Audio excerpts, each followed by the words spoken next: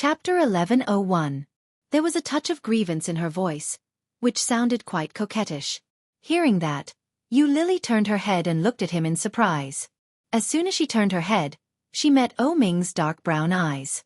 They were very deep, bright, and so beautiful that it made people lose their minds. O Ming buried his face in her neck and whispered, "My legs are so sore. Give me a massage." "How could it be stolen?" "I don't know. I put it in my coat pocket. I wanted to call you, but I found it was gone." O Ming's voice was low. "Fortunately, I have a good memory. I knew your house was here, so I walked for more than 20 minutes. I didn't expect you to arrive later than me." Yu Lily was about to speak, but O Ming took her hand and touched his thigh. With a coquettish voice she whispered, "Sore." Yu Lily lost her temper. After pulling her hand back, she glared at him and then pulled him into the room. Closing the door, Yu Lily walked in, loosened the muscles and bones of her hands, and said, "Lie down, and I will give you a massage." "Okay." O Ming smiled and took off his suit jacket. Then he pulled Yu Lily's pillow over and lay down. Yu Lily also took off her coat, then took off his shoes and socks, and began to massage his legs. O Ming originally just wanted to make her feel better, but he didn't expect that Yu Lily's skill was really good. "It's so comfortable." O Ming squinted and looked down at her. Yu Lily lowered her head, and her face was indescribably serious. Her eyebrows were lowered, her lips were pursed, and her face was decorated with light makeup. Under the soft light in the room, she looked even more gentle and peaceful. So beautiful. Today's Yu Lily was even more beautiful than before. Yu Lily seemed to notice his gaze and looked up at him. Then she lowered her head and said while massaging, "When I was in the capital, I had a beauty salon." O Ming didn't know there was such a story, so he was a little surprised and asked, "Why didn't you do it later?" "That beauty salon's business was not good, so it closed down. Later I went to work as a computer." While speaking, she put her legs together and massaged O Ming's calves. Just by listening to it, O Ming could tell that it wasn't easy. He reached out to hold her hand, and Yu Lily's movements stopped. She looked up and saw the softness on O Ming's face. O Ming took her hand and let her lean on his chest. He held her in his arms and whispered, "From now on you can just draw at home. I'm just painting now." Yu Lily placed her hands on his chest and looked up at him. "My life is much better than before. Even without you I can still live. Even without you, I can still live very well." There was nothing they couldn't get through. It was impossible for anyone to not be able to survive without each other. There was a look of pity on O Ming's face, and he gently stroked her hair. Yu Lily's hair grew very fast, and now it reached her neck. Her bangs covered her eyebrows, making her face look smaller and thinner. "It'll be better in the future, I promise." Hearing that, Yu Lily's lips curled up. She leaned forward and lowered her head to kiss him on the lips. Chapter 1102. The passionate kiss was overwhelming. Yu Lily placed her hands on his chest and passionately responded to his passion. His lips gradually moved down from her lips to her chin, her jaw, her earlobe, the tip of her ear. Her skin, which was already fair and tender, gradually turned pink under the heat.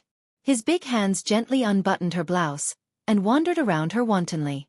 Yu Lily narrowed her eyes and moved her hands up his chest. One hand circled his neck, and the other hand gently unbuttoned his shirt. They had known each other for a long, long time. Many things didn't need to be said. They had a tacit understanding. The temperature in the room was very high, and both of them were covered with a thin layer of moisture. However, at the last step, Yu Lily suddenly stopped and pushed him away. O Ming's peach blossom eyes were full of lust. At the same time, he was confused and confused. Looking at Yu Lily's nervous expression, he asked, "What's wrong?" "Today is New Year's Eve. Why don't you go home? Your mother seems a little fierce. Don't go back and encourage your father to hit you." Hearing that, O Ming laughed and reached out to pinch her nose. He said helplessly, "You're exaggerating. You'd better go home. After all, today is New Year's Eve." In the past, O Ming had never spent New Year's Eve with Yu Lily. Even when they were together like today, it had never happened before. It was because of O Ming's upbringing that he had persisted for so many years. This year, his mother knew that he was with her. If he didn't go home, he was afraid that his fate would be very ugly. As for O Ming, when he heard this, he automatically understood it to mean something else. Looking at the woman under him, O Ming's eyes seemed to be covered with a thin layer of mist. He leaned down slightly and touched her cheek with his big hand. His thumb gently rubbed her face. His voice was a little hoarse because of his lust. He whispered, "Are you not ready yet? Are you cold? Not cured yet?" Yu Lily blinked and shook her head. "No."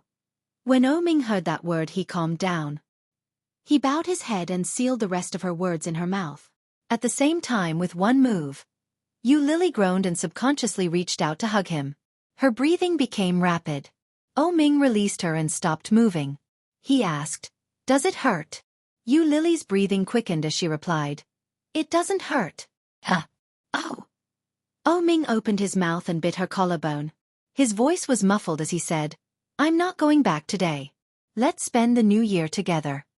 When Yu Lily heard that, she was secretly happy and unconsciously raised her lips. She opened her eyes and noticed that O Ming was also looking at her. Yu Lily felt a little uncomfortable and passively withstood his attack. Waves of feeling came over her, and her hands holding him tightened. Gasping for air, Yu Lily stuttered, "That New Year's isn't like this." "What's it like?" Compared to Yu Lily, O Ming's voice was much more normal. It made Yu Lily's face heat up. But she still hugged him and said, "New Year. Watch the Spring Festival Gala. Countdown. New Year. Slow down." Chapter 1103.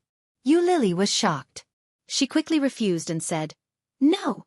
However, O Ming had already picked her up. No. Yu Lily clung to him tightly and whispered, "Stay inside. We can go out when we're done. What if Yi Qianqian suddenly comes back?" "She won't come back. She went home for the new year." "No." Yu Lily resisted loudly and clamped her legs together. "Stay inside or I'll..." "You'll what?" O Ming asked with a smile. "I'll bite you."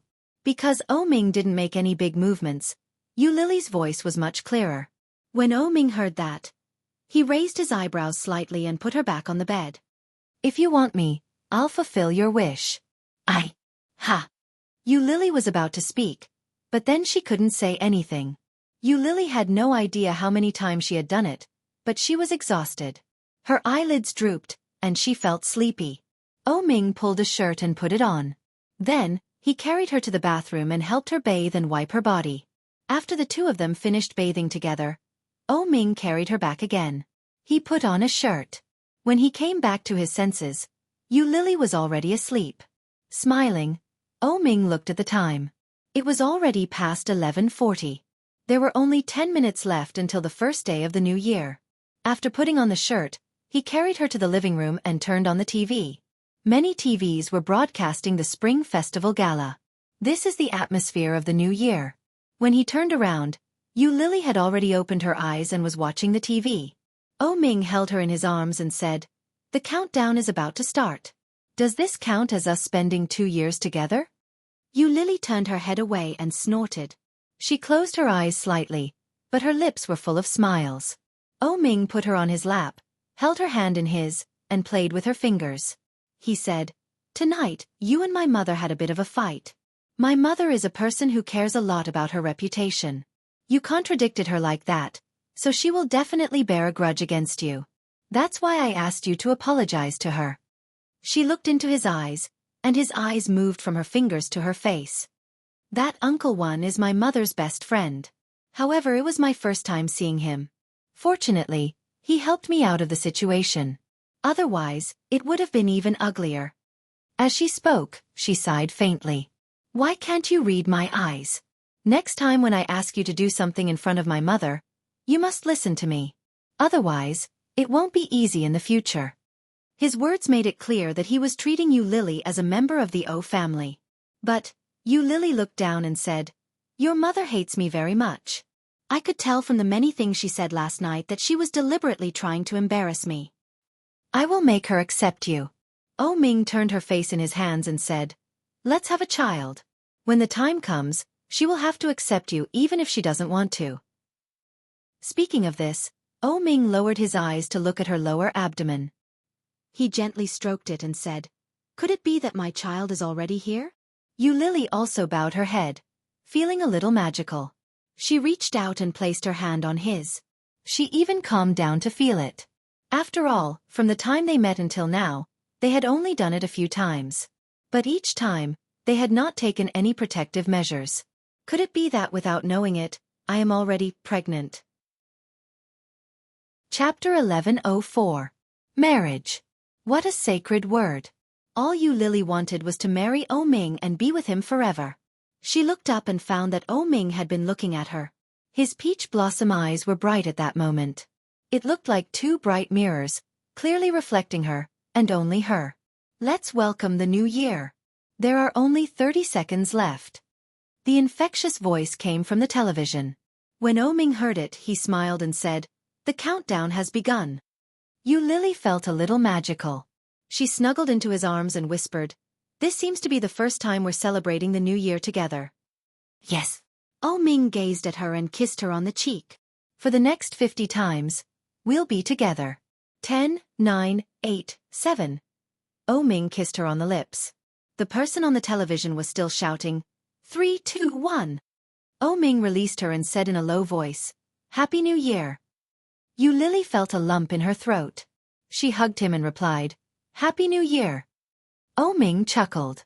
After turning off the television, he carried her back to the room.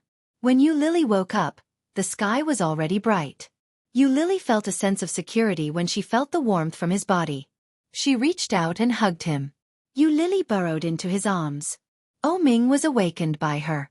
When he opened a corner of his eyes, he saw her dark head. The corners of his lips curled up a little. He stretched out his long legs and placed them on top of her. With a hook, the two of them were pressed together seamlessly. Yu Lily maintained that position for a while. Soon, she couldn't take it anymore. She moved and said, "It's uncomfortable." O Ming released her and said, "It's the first day of the new year. Where do you want to go?" When Yu Lily heard that, she looked up at him. All she saw was his slightly pale chin. She poked it with her finger and asked, "Don't you need to go home?" His chin was tickled by her poking. O Ming grabbed her naughty hand and asked, "Do you want to go?" "No." "Then don't go." O Ming looked down at her and whispered, "Are you hungry?" "I'm not hungry." When O Ming heard that, he nodded slightly in satisfaction. His big hand slipped into her clothes, and he said in a low and charming voice, "Then let's do some exercise." "No." "Ah, it's itchy, don't touch there, After the shower, Yu Lily couldn't stand the hunger.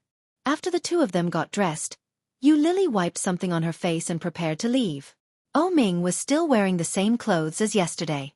After Yu Lily came out, they went downstairs together.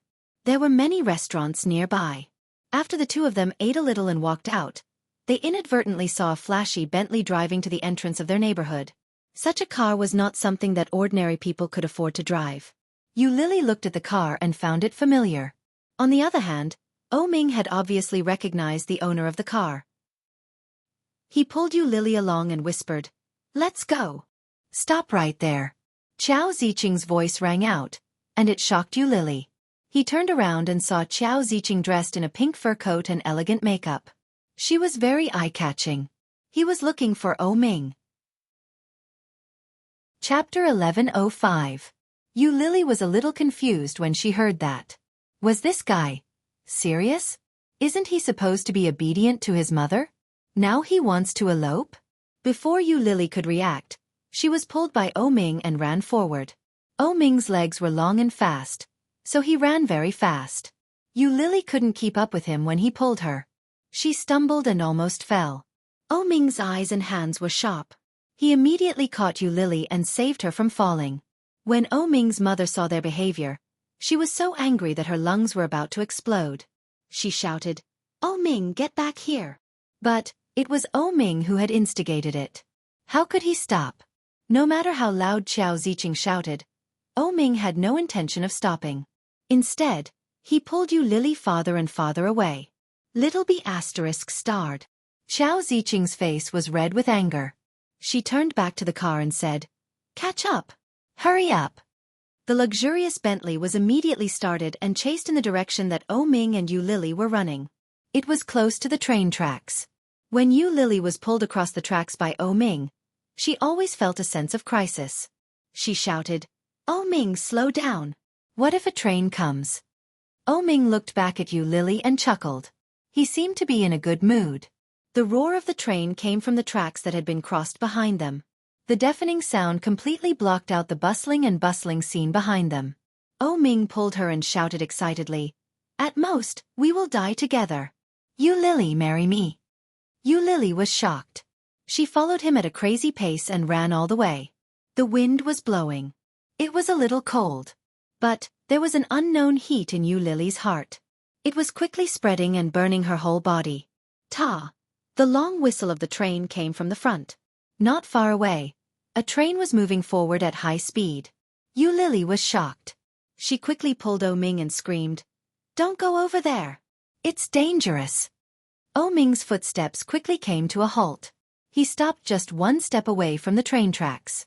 At the same time, Oh Ming stopped and turned his head. He looked into Yu Lily's peach blossom eyes, and his eyes were shining. Such a scorching gaze seemed to be filled with deep love, and it made Yu Lily's heart tremble. Boom, boom, boom, as the train passed by, it caused the surroundings to tremble. It was as if the whole person was shaken to the point that they were about to fly. Oh Ming hugged her with both hands and whispered in her ear, "Marry me. We'll be together in the future." Your mother. Act first and report later? What can she do? Even if she doesn't agree with us being together, I won't divorce you. Legally, she has no right to interfere with our relationship. Boom, boom, boom, the sound of the train continued, with a crazy vibration, just like Yu Lily's mood at the moment. Yu Lily looked at him as if she was looking at a lunatic and asked, "Are you crazy?" "Don't you know if I'm crazy or not?" Oh Ming chuckled. He looked up and saw the Bentley behind Yu Lily. Chapter 1106. Eloping. Inexplicably, Yu Lily felt a little excited in the face of Oh Ming's crazy attitude. The train behind Oh Ming walked away, and the loud roar gradually faded away. Behind him, the sun shone on him, making him look like a god. His eyes were bright and affectionate. Yu Lily subconsciously raised her lips and nodded her head. In a flash, Oh Ming chuckled, took her hand, and ran forward. When the people in the Bentley saw them run again, they were even more furious. Yu Lily subconsciously looked back at the Bentley behind her and found that the car had already taken a detour. Seeing Oh Ming's mother being defeated, Yu Lily was secretly happy. However, when she looked back, she didn't find that the people in front of her had stopped. When she looked back, she found that they had reached another road. Just on the left side, a car drove over. Yu Lily screamed and subconsciously stepped back, but before she could move, she was pulled by a strong arm and held in his arms. Yu Lily's heart was beating fast. Obviously, she was very scared. Looking at the handsome face in front of her, she quietly breathed a sigh of relief and said, "It was too dangerous just now. What if I had been hit?" Oh Ming stood on the side of the road with her in his arms and whispered, "It's okay. I will protect you." What if I had been hit? Even if I didn't die, at least my hands and feet would have been broken. That would have been ugly. Yu Lily was a little angry and patted him. Just now, she didn't realize that she was on the side of the road. If Oh Ming hadn't pulled her in time, she would have been hit by the car and lying on the side of the road. When he heard Yu Lily's words, Oh Ming's lips curled up in a smile. In a low voice he said, "What are you afraid of? You won't look bad no matter what. If you break your hand, I'll feed you and help you bathe. If you break your leg, I'll carry you on my back and take care of you for the rest of your life." Hearing Oh Ming's words, Yu Lily only felt excited, but she didn't know whether he was joking or serious. But soon she pouted and said, "I won't give you this chance." Oh Ming pinched her face and said, "The light is green." Yu Lily turned her head and found that many people were looking at her. She was a little embarrassed and immediately pushed Oh Ming away and walked across the road. Looking at her back, Oh Ming felt a sense of satisfaction in his heart. He stepped forward and took her hand. Following her, he said, "What about me? If my hands and feet were broken, what would you do?" "That day won't come." Yu Lily didn't look back. She held his hand and walked forward. What if there is? There were many people coming and going. It was the first day of the new year, and it was very lively everywhere. Yu Lily's grip on Oh Ming's hand tightened, and the distance between them grew closer and closer. Oh Ming walked to her side and put his arm around her shoulder. "If I did, what would you do?" Yu Lily thought for a moment and said with a smile, "I'm with you because you are handsome. If you break your hands and feet, you won't be handsome anymore. At that time, I will leave you and not be with you." "How dare you?" Oh Ming knew that she was joking, but he still felt a little unhappy. He pinched her waist in the crowd and said, "If you dare to sneak away, I will definitely kill you." Chapter 1107. Yu Lily was very familiar with the nearby road conditions. Up ahead was a famous local attraction in Kingstown. Couples called it Yu Lao Lake. There were many sculptures by the Yu Lao Lake, including the Earth God, Goddess of Mercy, and various Buddha statues. These sculptures stood around the Yu Lao Lake as if they were guarding something within it. Many couples would choose to come here to pray, throw coins into the water, and release lotus lanterns at night. When Oh Ming said elope, did he mean to come here to commit to his life? Thinking of this, Yu Lily's heart became sweeter and sweeter, and her footsteps became slower and slower. After running for less than a minute, Yu Lily turned around and saw that Oh Ming was blocked by the crowd, unable to catch up. She smiled proudly. He waved at Zhang Xian, and many people turned to look at him. When Oh Ming saw her like this, a look of helplessness appeared in his bright peach blossom eyes. At the same time there was also a strong sense of affection. It was as if he was looking at his most beloved person. It was so sweet that one couldn't help but be immersed in it. Oh Ming was relatively tall, and he was very conspicuous in the crowd. When she saw Oh Ming's gaze, the softness in the deepest part of her heart was touched. After confirming that he had seen her, the wave became smaller and smaller. In the end, Yu Lily raised her hand and stood in place, waiting for Oh Ming to come.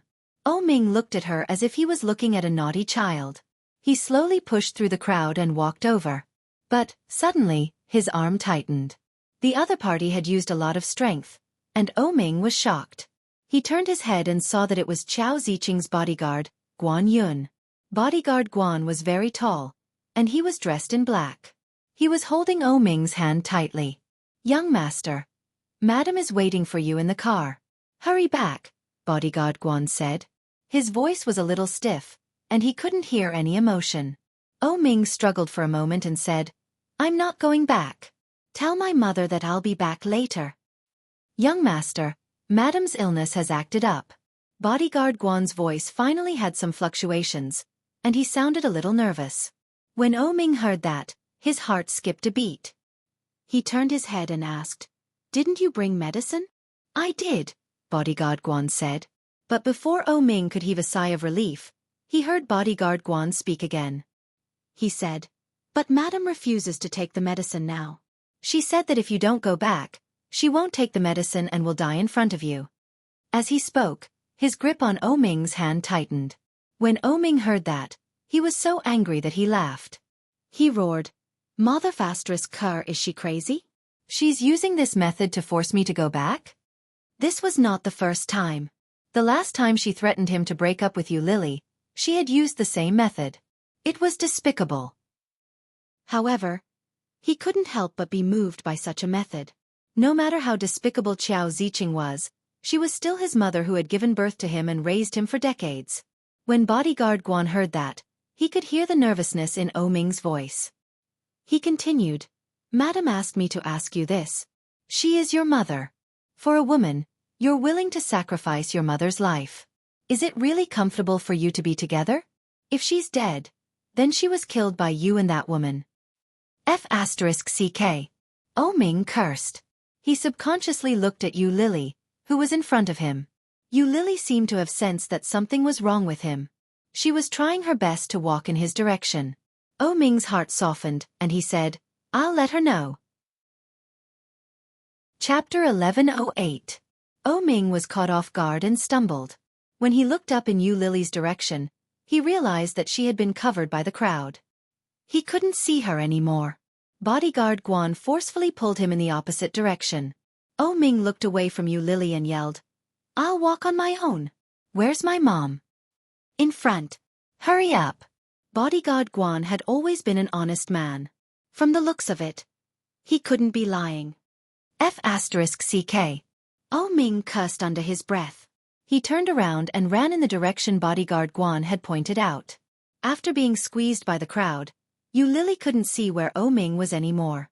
She turned left and right, but she couldn't see him. She shouted, "Oh!" However, there were too many people and too much noise.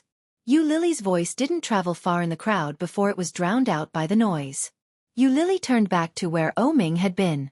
No matter how hard she looked, she couldn't find any trace of Ming. With her heart empty, Yu Lily stood where she was and looked left and right. However, all he could see was a sea of black heads. And where was that person? Ming was led by bodyguard Guan and ran for a long time. Finally, after crossing two main roads and exiting the scenic area, they stopped. There were very few people there, and the highway was not far away. A familiar black Bentley was parked on the side of the road facing him. The chauffeur was in the driver's seat, but Xiao Ziqing was nowhere to be seen.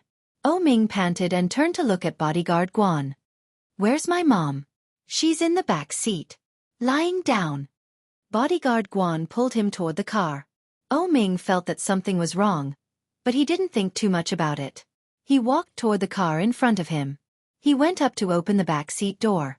When he did, he saw Xiao Ziqing sitting inside. She looked noble and graceful. She turned her head and looked at him calmly. She didn't look like she was having a seizure. When Ming saw that, he knew he had fallen into a trap.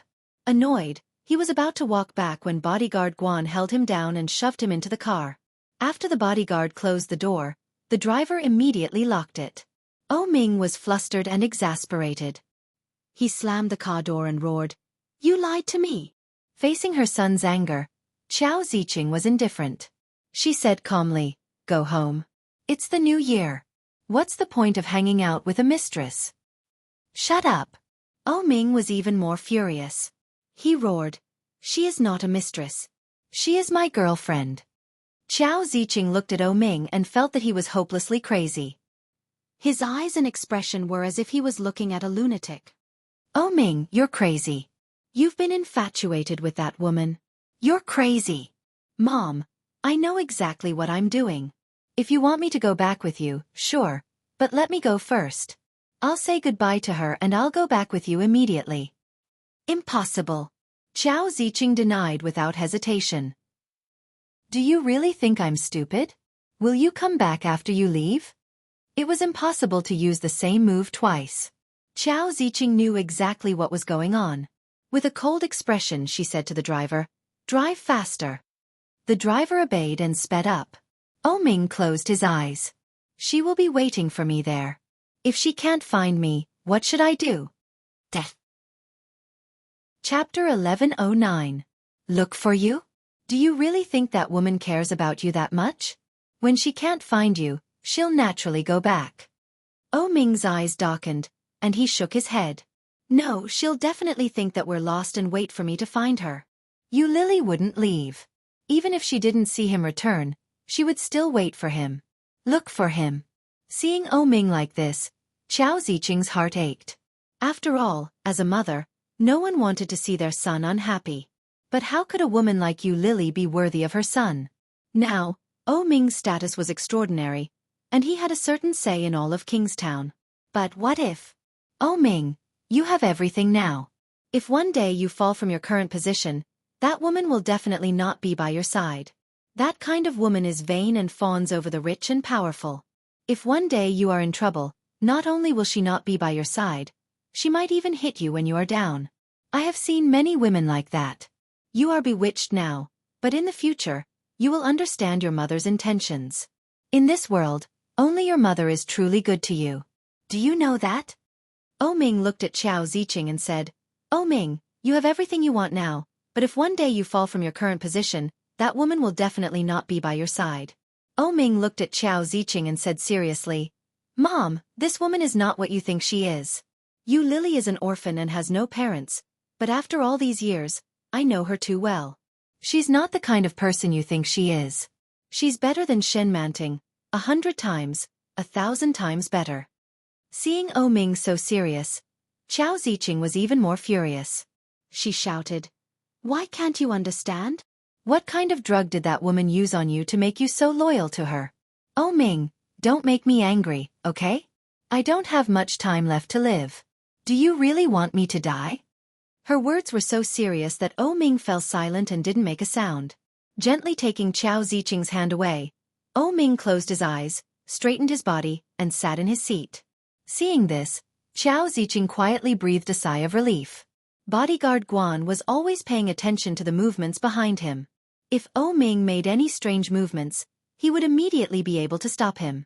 However, after more than 10 minutes had passed and the car was on the highway, Ming didn't move again.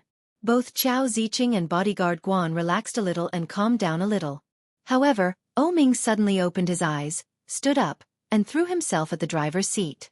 Old Chen had been with Xiao Ziqing for more than 10 years, but this was the first time he had encountered such a situation. He was shocked and shouted, "Young master, what are you doing?" The car was on the highway. Old Chen was frightened, but he was an experienced driver after all. He quickly drove the car to the side of the railing and stepped on the emergency brake. Luckily, there weren't many cars on the highway. The car behind the Bentley immediately braked, but it still kissed the rear of the Bentley. Bang! The car shook and Xiao Ziqing felt dizzy from the impact. However, at the same time, a cold wind blew from the left. Obviously, the car door had been opened. "Lil O, come back!" Xiao Ziqing yelled when she opened her eyes with difficulty. However, what responded to her was a loud breaking sound and a dull thud. Xiao Ziqing seemed to see a figure suddenly collapse. At the same time, Old Chen's driver cried out, "Young master!" Chapter 11:10. Yu Lily searched for a long time, but she didn't see Ming. After going around in circles, she returned to the original place. It was a sunny day, and the sun was shining brightly. There were fewer and fewer people outside. Yu Lily took off her coat and stood there so that Ming could find her. After thinking about it, she picked up her phone to try her luck. She dialed Ming's number, but his phone was turned off. Yu Lily stood there for more than an hour. But she didn't see Ming. Could it be that he was secretly hiding? That shouldn't be the case. She looked at the time. It was already past 3 in the afternoon. Usually, at home, people should be eating together at this time, right? Or they had already finished eating, gathered together to play cards, chat, or go for a drive around. How nice. But where is Ming? Could it be that he had already sneaked back home? That shouldn't be the case. He wouldn't suddenly disappear. Especially on the first day of the Lunar New Year. Such a special day. Did he hide to give me a surprise? Thinking of that, Yu Lily's tense mood quietly relaxed. The security guard of the scenic spot watched Yu Lily stand there for a long time. Finally, he couldn't help but come forward and ask, "Miss, are you waiting for someone?" Yu Lily smiled and nodded her head. "Yes, I'm waiting for my boyfriend." "You're late for so long? I saw you standing here alone for almost 2 hours. Why aren't you here yet?" "No, he just came with me. There were so many people just now, so he must have run away. I'm waiting for him to come back and find me." When the security guard heard that, he clicked his tongue and said, "What a nice girl. Give him a call. How can you let a girl wait outside for him to feel the cold wind during the Lunar New Year?" "It's okay, big brother. You can go back. I think he'll find me in a while." Yu Lily smiled gratefully. "Sure. If your feet are tired from standing, you can come to our security booth and sit for a while. You look about the same age as my daughter. You're quite pitiful." Yu Lily chuckled and said, "It's okay. Go ahead." "All right." The security guard waved his hand and walked back. Yu Lily stood in the same place for nearly an hour, but she still didn't see him. Could it be that he thought that after coming here to look for her and failing to find her, he went back to wait at her doorstep? The more she thought about it, the more likely it seemed. After putting on his coat, he walked to the side of the security booth and said to the security guard, "Big brother, if a man about this tall, wearing a black trench coat and a dark suit inside comes looking for me, can you help me tell him that I went home to look for him?" "All right." The security guard nodded. "If I see him later, I'll send him home. Do you have his photo?" She quickly took out her cell phone and found Ming's photo. She said, "This." When the security guard saw Ming's face, his eyes lit up, and he said, "This young man is quite handsome.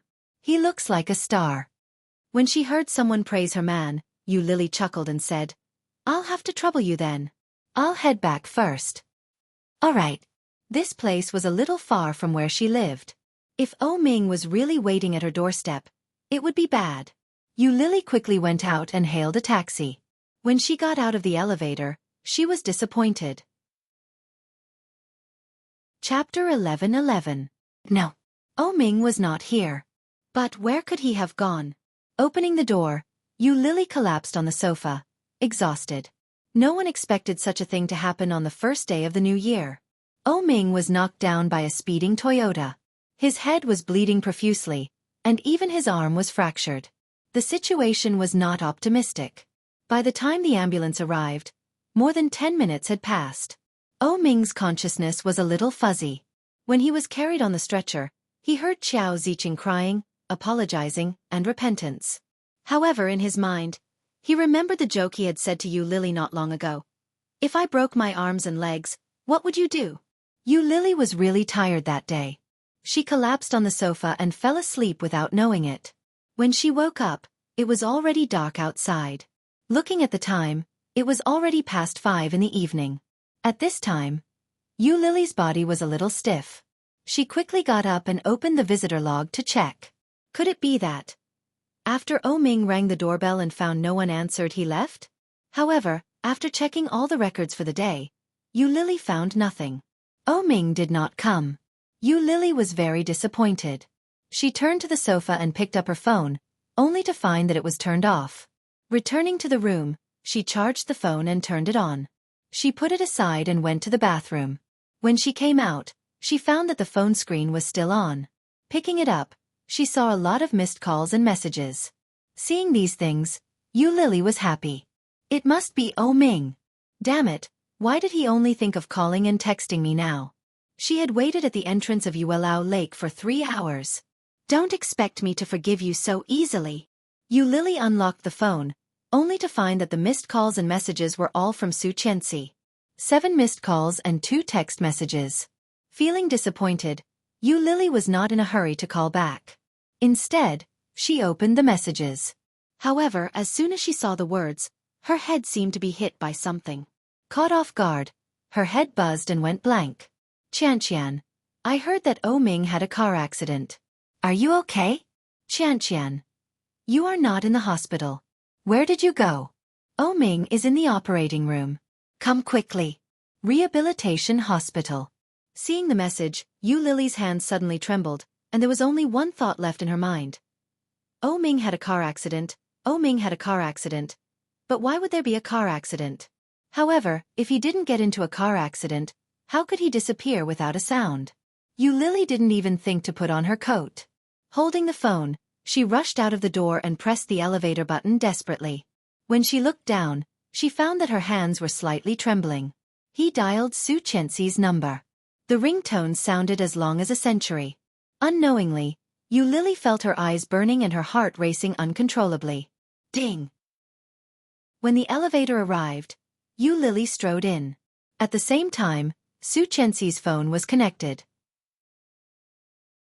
Chapter 11:12. Su Qianxi could hear the panic in Lily's voice and said, Lily, don't be afraid. Where are you now? How is he? Where is he? He's in the hospital. He just came out of the emergency room. His hand is broken and... Su Qianxi opened her mouth, but she couldn't bear to say it. She said, You should come and see for yourself. He was looking for you. He was looking for you. When Lily heard that, she burst into tears and cried out, Is he okay? He's fine at the moment, but... But what? Lily panicked, but after confirming that he was fine, she let out a sigh of relief and said, Tell him that I'm coming. I'll be there soon. Wait for me. Come quickly. I'm at the hospital with my husband, but he's been looking for you. All right. She hung up the phone. The elevator reached the first floor. Lily wasn't wearing a coat. She was only wearing a thin knitted shirt. When the evening wind blew, she shivered. But she had no time to care. By the time she got a taxi to the rehabilitation hospital, more than 20 minutes had passed. After paying the fare, Lily switched off her phone the moment she got out of the car. She ran into the hospital and asked for Ming's ward before heading straight for the 6th floor. The hospital elevator was busy, so Yu Lily ran up the stairs. Yu Lily was panting heavily. Before she could steady herself, she ran in the direction of O Ming's ward. Outside the ward, there were quite a number of people. There were medical staff, O Ming's family, Li Xiqing, and Luo Zhan. Yu Lily looked at them and panted heavily. She calmed herself down and walked over slowly. Xiao Ziqing's eyes were red and swollen. She looked miserable from crying. She was standing shoulder to shoulder with a middle-aged man. The middle-aged man looked similar to O Ming, so he was probably O Ming's father. Wen Fenglin was also standing there with O Ming's father. Yu Lily's appearance attracted a lot of attention. When Xiao Ziqing saw her, she was angry. She flung O Ming's father's hand away and strode over to Yu Lily. Yu Lily looked at Xiao Ziqing and called out, "Auntie, O Ming!" However, before he could finish his sentence, his face was slapped hard. Xiao Ziqing's slap was very, very heavy. It was so heavy that Yu Lily felt as if she had been slapped directly in the heart, and the pain was burning. His face, which had turned red from the cold, was so numb that it felt like it was going to break under this slap. "How dare you show up? It's all because of you that my son ended up like this. If it weren't for seeing you, O Ming wouldn't have grabbed the steering wheel and jumped out of the car." Jump out of the car. Those two words were like a heavy hammer, hitting Yu Lily in the heart. At this moment, the pain was hysterical. In order to see her, O Ming jumped out of the car? Yu Lily could clearly feel that her cheeks were slightly swollen. Her face was painful and numb. Xiao Ziqing's words had completely erased the last bit of confidence he had in his heart. She didn't dare to look up at Xiao Ziqing. She lowered her head and asked, "Auntie, how is O Ming?" Xiao Ziqing burst into tears. "It's all your fault, you evil spirit. You've really harmed my son." As she spoke, she had already collapsed on the man beside her and burst into tears. Chapter 11-13. What right do you have to see him? Xiao Ziqing roared hysterically. She pushed Yu Lily with both hands and shouted, "Don't you think you haven't hurt him enough? What right do you have to see him? What right do you have to see him?" Xiao Ziqing's words, accompanied by her shove, were extremely hurtful. "Yes, what right do I have? What right do I have to see him? But, at this time, O Ming should need me." Although Yu Lily didn't know what O Ming looked like at the moment, and she didn't know where he was hurt or where he was uncomfortable, he was looking for her, wasn't he? Yu Lily took a step back and looked up at Xiao Ziqing. She said firmly, "I am his girlfriend." Bah! Xiao Ziqing was furious and roared, "Who do you think you are? You want to be my son's girlfriend? I've seen many women like you.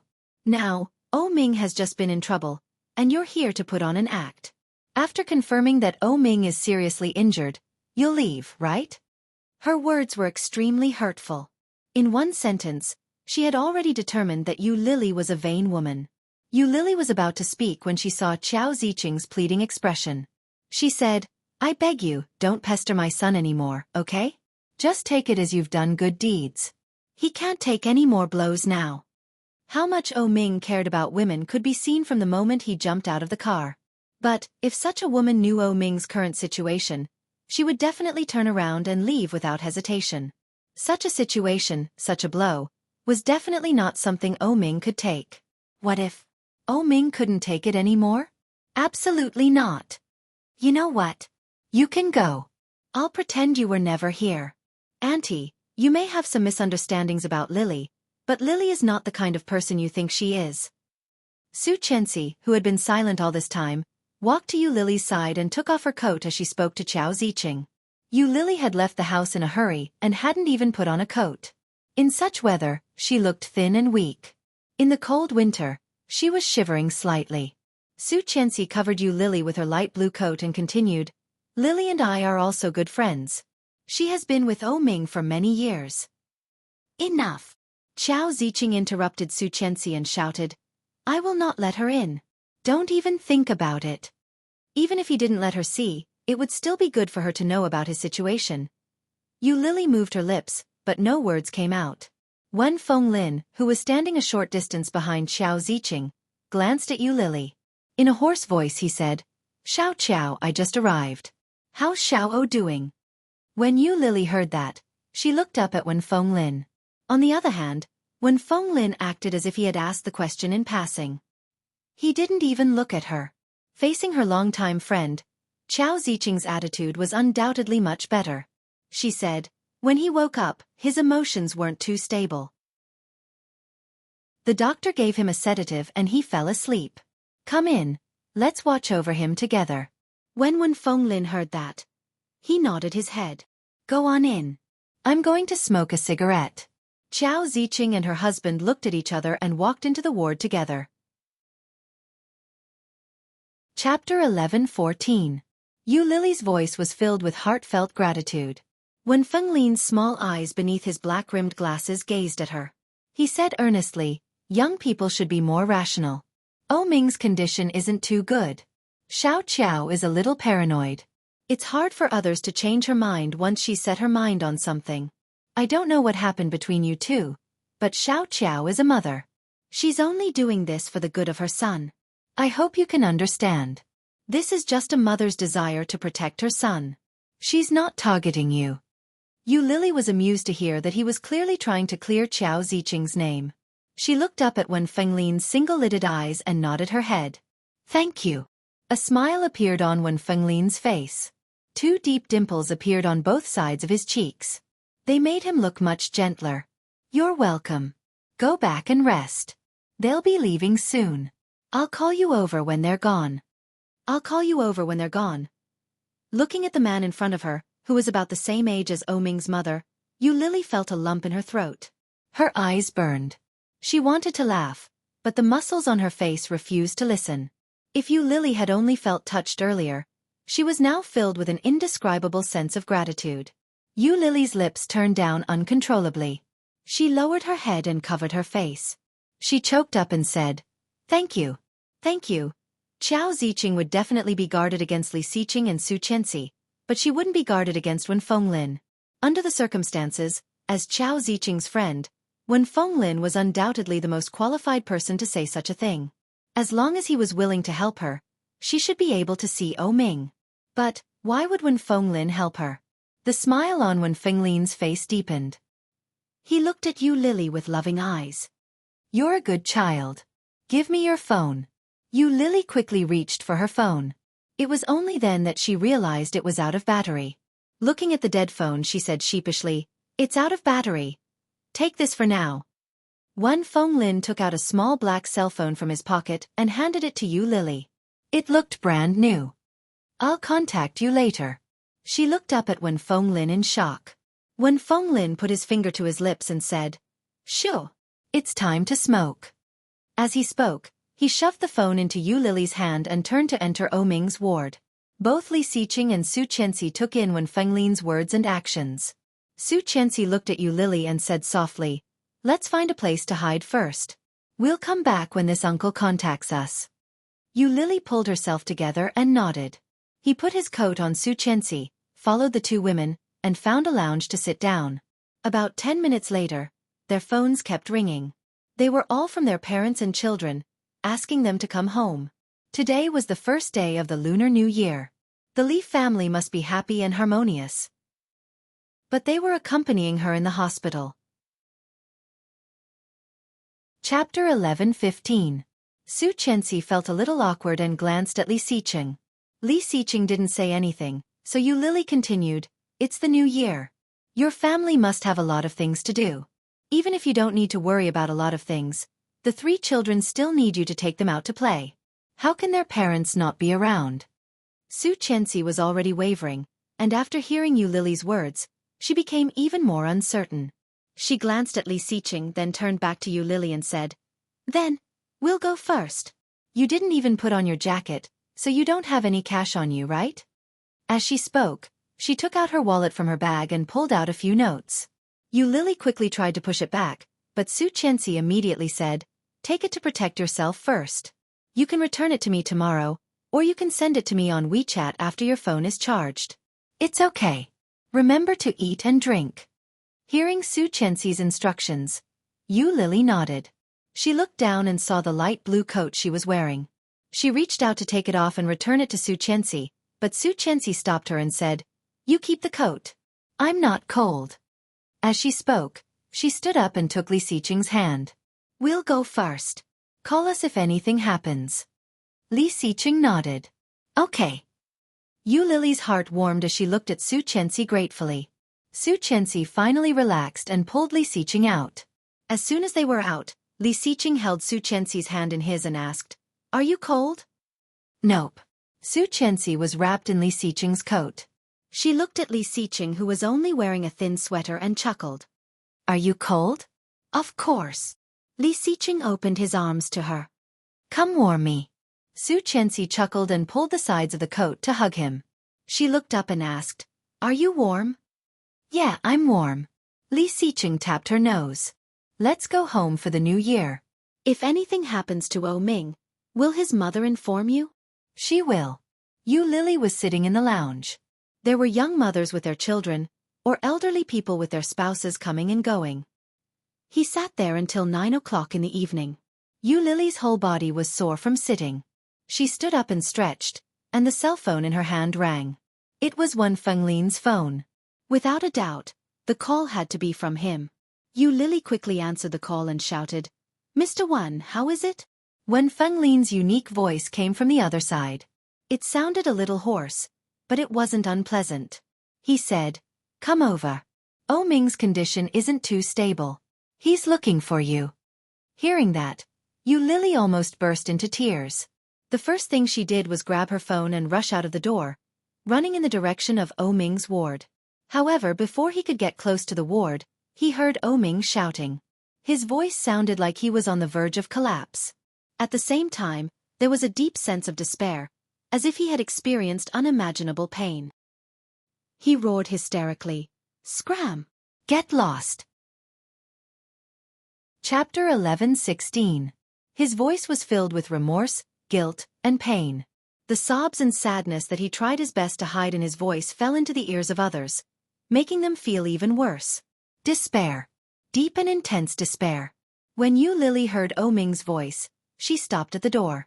The door was half open. From her angle, she could see Ming's bed. On the bed, Ming sat with his legs bent. His face was buried between his thighs. His head was wrapped in gauze. From Yu Lily's angle, she could only see his ears. As for his left hand, it was wrapped in a plaster cast. Ming's parents stood by the bed. Xiao Ziqing was lying on her husband's shoulder. Her shoulders shook violently, but she didn't make a sound.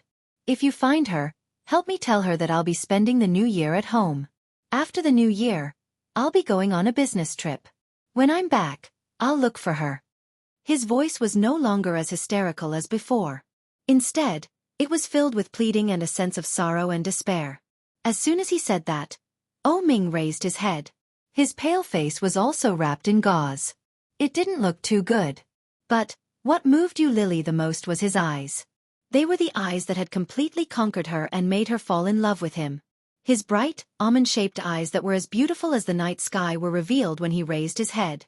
However, such a pair of eyes had no focus, empty and lifeless. It was as if they were the eyes of a wax figure. At the same time, when she saw his eyes, the soft place in her heart, which was already on the verge of collapse, broke with a bang and became a pile of debris, stinging her eyes. Yu Lily's tears flowed uncontrollably. She covered her mouth to prevent herself from making a sound. When Fenglin looked toward the door. When he saw Yu Lily, he shook his head slightly at her. Yu Lily understood what he meant. He was telling her not to go over. Mom, help me tell her, Ming said. Don't let her know about my current situation. Don't let her know that something happened to me. You absolutely can't tell her. His voice was choked with sobs, and his empty eyes were filled with tears. In the midst of such despair, there was a lonely, proud, and fragile soul. Was he afraid of letting her know because his pride couldn't take it? Did he think it was embarrassing, so he didn't want her to know and wanted to maintain his last bit of dignity? How could such a proud and flamboyant Ming not forget to maintain his image in such a situation? That was so stupid. Xiao Ziqing calmed herself down and said in a choked voice, I won't tell her. I'll send someone to look for her immediately and tell her what you've said, okay? Have a good rest and sleep for a while. Maybe you'll recover in a while. It won't take long. My son is blessed by the heavens. Everything will pass. Ming didn't say anything. Xiao Ziqing helped him onto the bed. After a long time he said, "Mom, lend me your phone. I'll call her. If you tell her, she won't believe you." "I'll tell her." She turned to look at. She. And she to and t. And. Chapter 11:17. Yu Lily's voice was slightly breathless and nasal. She tried to calm her breathing and listened to the other side of the phone. "Yu Lily." It was Ming's voice. When Yu Lily heard that name, she felt a lump in her throat and said, "Ming, where are you?" The other side was silent for a moment before saying, "I'm at home." "Isn't it the new year? I forgot to tell you when I left. Are you home yet?" "Yes." "Have you eaten?" "Yes." Yu Lily wanted to cry, but she bit her lower lip to stop herself from crying. She sniffled. "What did you eat?" "I ate Western food steak." While speaking, his voice had a strong nasal tone. Ming calmed down and asked, "Did you catch a cold?" "Yes, I got some air today and took some medicine. I think I'll be fine tomorrow. Take care of yourself. I might not look for you in the near future. I just remembered that I have something important to do at the company. After the new year, I have to go back for a business trip." Yu Lily had already prepared an excuse. She had already predicted what he would say next. But every word that came out of his mouth seemed to be stabbing into her heart. Every word was so heavy that it hurt dully. "When will you be back?" "I don't know. I'll contact you when I'm back." "Okay." "Whose phone is this?" "My mom's." "Don't call this number if there's nothing important. Be careful or my mom will scold you." "Okay. I'm hanging up." "Okay. Sleep early." "Okay.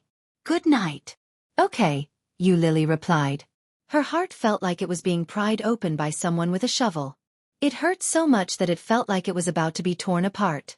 It hurt so much. After hanging up, Yu Lily covered her mouth and slowly squatted down. Tears rolled down her cheeks as she bit her palms, not daring to make a sound. In the morning, they had discussed what would happen if something happened to each other. She stood in front of the moon lake and thought for a long time. If something really happened to him, she would not leave him. She was not as fickle and fragile as his mother had imagined. But she had never thought about what would happen to her if he couldn't see. Right now, she couldn't even enter his ward. What could she do? When Ming heard Yu Lily's muffled voice, he knew that she was unhappy. But he didn't dare to ask. It was his fault. He disappeared without a word. It was normal for her to be unhappy. He put the phone down and pressed it to the middle, but he accidentally pressed the speaker. From the other side of the phone came the busy tone of the phone being hung up, and it went straight into his ears. Ming's heart was slightly disappointed. In his mind, he subconsciously recalled the joke he had made with her in the morning. "What about me? If I lose my limbs, what will you do?" "I'm with you because you're handsome. If you lose your limbs, you won't be handsome anymore.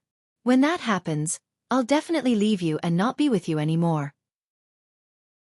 Ming put down the phone and lay on the bed. He closed his eyes and felt a faint pain in his heart. "Dad, take Mom back," he said. It was hard to connect such a quiet Ming with the desperate and crazy man just now. Chapter 11:18. Xiao Ziqing's emotions were indeed unstable, and Ming's father was a little worried. After some consideration, he nodded his head and said, "I'll have to trouble you then. I'll bring her back first. I'll come back later." "There's no need for that. Just keep her company. I'll keep Xiao company." Wen Fenglin stepped forward and patted Ming's father on the shoulder. "Have you forgotten? I've been through it all." Ming's father nodded his head. "Okay." Xiao Ziqing and her husband walked out together.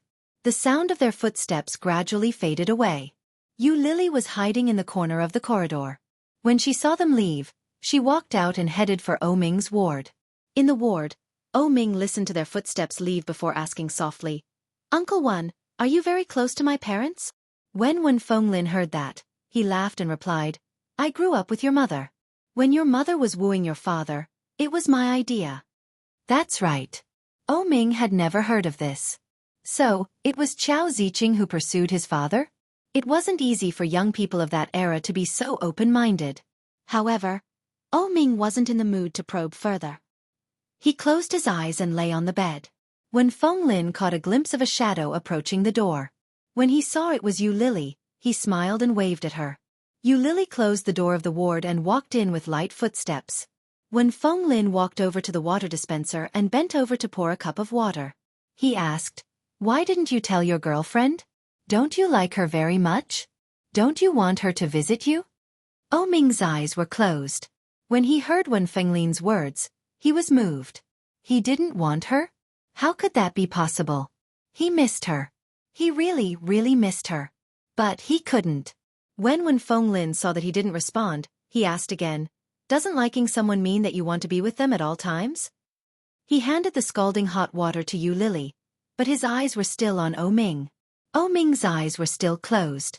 His world was a sea of darkness. He had never imagined that a blind man's world could be so dark. It was pure darkness, without any impurities. In front of him, there was only that picturesque smile. "I'm with you because you're handsome. If you lose your limbs, you won't be handsome anymore. When that happens, I'll definitely leave you and not be with you anymore." Ming was silent for a moment before replying, "You don't understand." When Feng Lin glanced at Yu Lily when he heard that. Yu Lily drank more than half of the water in her hand. Looking at Ming in front of her, her eyes and face were red. "If she sees me like this and doesn't want me anymore, what should I do?" His voice was low, and there was a hint of sorrow in his voice. It was extremely subtle and hard to detect. His voice was so low and hoarse that it could break one's heart. Hearing this, the big bell in Yu Lily's heart was hit hard by such words. Then, accompanied by a huge shock that was enough to destroy everything, it rang loudly. Yu Lily couldn't hold it in any longer. The glass in her hand fell to the ground. She took a step forward and ran toward him. She cried out, "How could I not want you?" When he heard Yu Lily's voice, Ming froze on the spot. It was still pitch black in front of him, but the voice in his heart was right in front of him. It's her. Chapter 11:19. When he realized this, Ming's heart skipped a beat. The despair and sorrow that had filled his heart was instantly washed away by this joy. At the same time, he felt regret, loss and fear. She's here. She's here. However, he couldn't see it. Did she know? He couldn't see. Ming wanted to raise his hand to touch her, but before he could do much, he felt waves of pain. It was so painful that his muscles spasmed, and he couldn't move at all. His hand was broken. How pathetic. Yu Lily could clearly feel the stiffness in his body, but she pretended not to notice. She sat on his bed and gently wrapped her arms around his neck, avoiding his wound. Ming, on the other hand, was stiff on the bed. He could smell her scent clearly. He greedily buried his face in her hair and hugged her with his other uninjured arm. His voice trembled as he called out, "Yu Lily! It's me! It's me! I'm here!" Yu Lily's voice was choked up. She couldn't hold back her tears any longer. "Do you know how long I've been looking for you? Do you know how long I've been waiting for you? It wasn't easy for you to call me, but you lied to me like this." Ming had already expected that, based on Yu Lily's personality, she would definitely look for him. His heart was filled with guilt. Ming was silent for a moment. He greedily inhaled her scent, and his eyes couldn't help but feel hot. He lowered his voice and asked, "When did you come?" He had thought that it would be a long, long time before they could meet again. He had thought that he would have to go abroad for a period of time before he could come back and reunite with her.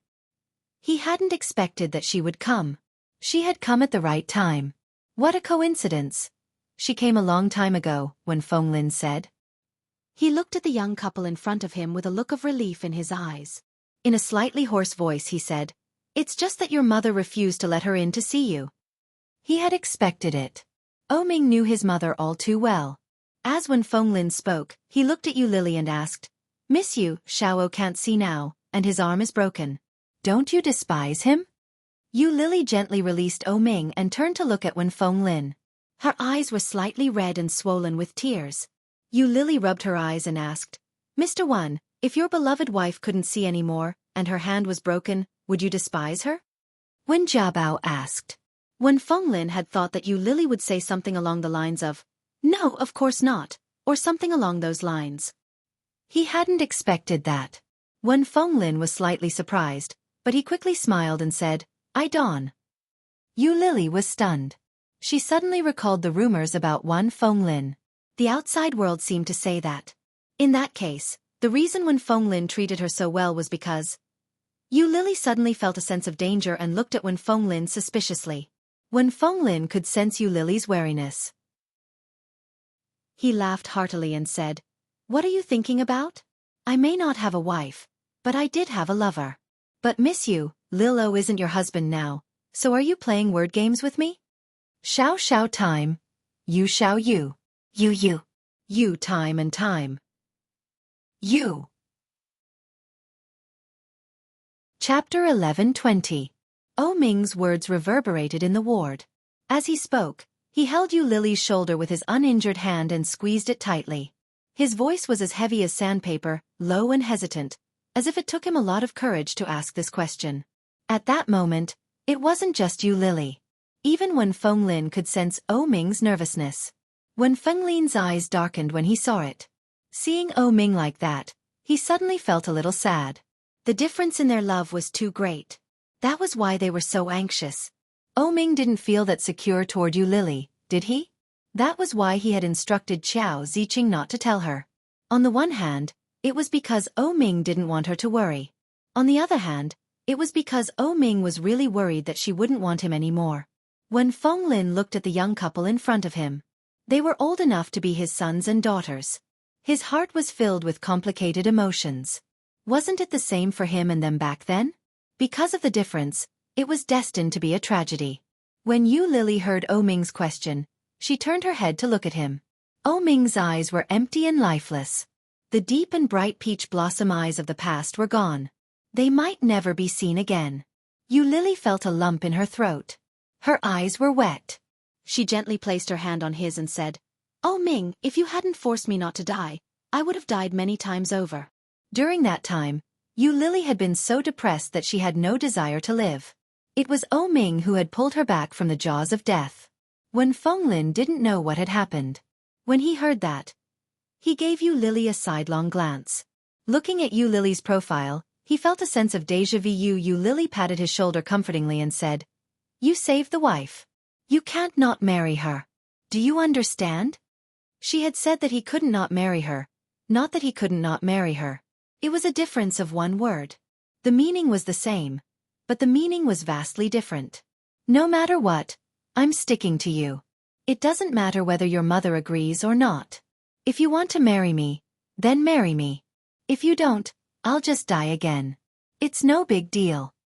Yu Lily's voice was choked with emotion. When she reached the end of her sentence, she started laughing. Yu Lily smiled, but O Ming felt a lump in his throat. An unknown emotion sprang up. It was so unfamiliar that it made him feel at a loss. He held her in his arms with one hand. He didn't say a word, but hot tears rolled down his cheeks and fell on her neck. Yu Lily's heart ached. She gently patted his body and asked, "Will you marry me?" "Marry." O Ming kissed her cheek gently and said, "It wasn't easy to catch a blind one. I can't let you get away. Get lost." Yu Lily scolded him with a smile, but her heart was warm. Fortunately, even though he couldn't see, he was still O Ming. Fortunately, although he couldn't see, he didn't give up. That was enough. Yu Lily gently leaned on his shoulder. Her voice was gentle and firm. "In the days to come, I'll be your eyes." "Okay." O Ming gently pushed her away. "Whose clothes are these?" Yu Lily looked down and said, "They belong to Qianqian. I didn't wear a jacket just now. She lent it to me. It doesn't smell as good as yours. Change it." Li Siqing. Say that again. Chapter 11:21. Yu Lily instinctively sniffed Su Qianxi's clothes. It smelled nice. When she saw the serious expression on O Ming's face, she took it off. When Fenglin looked at them and sighed softly, he said, "Looking at all of you reminds me of my youth. More than 20 years ago, I was a poor artist who was filled with nothing but vengeance and dreams. If I'd had your determination back then, I wouldn't have ended up in this state." When Fenglin laughed, "Little girl, based on the current situation, Xiao Qiao won't accept you. Why don't we use another method? Method? Yu Lily looked at Wen Fenglin in surprise. When Ming heard that, he turned his head slightly and asked, "What method?" "A way to make Xiao Qiao beg you to be with Ming," Yu Lily said. Ever since the incident with Xin Luo An and Xin Manting, Yi Yuyu hadn't returned to the Xin family. From then on, Yi Yuyu's name had never been mentioned in the family. No one had ever mentioned Yi Yuyu. In the dining room, old Mrs. Shen sat at the head of the table. Shen Longyue, Mrs. Shen, Xin Luo En, Xin Manting, and Xin Jilia were seated. There was no one else. Typically, the first day of the Lunar New Year should be bustling with excitement and joy.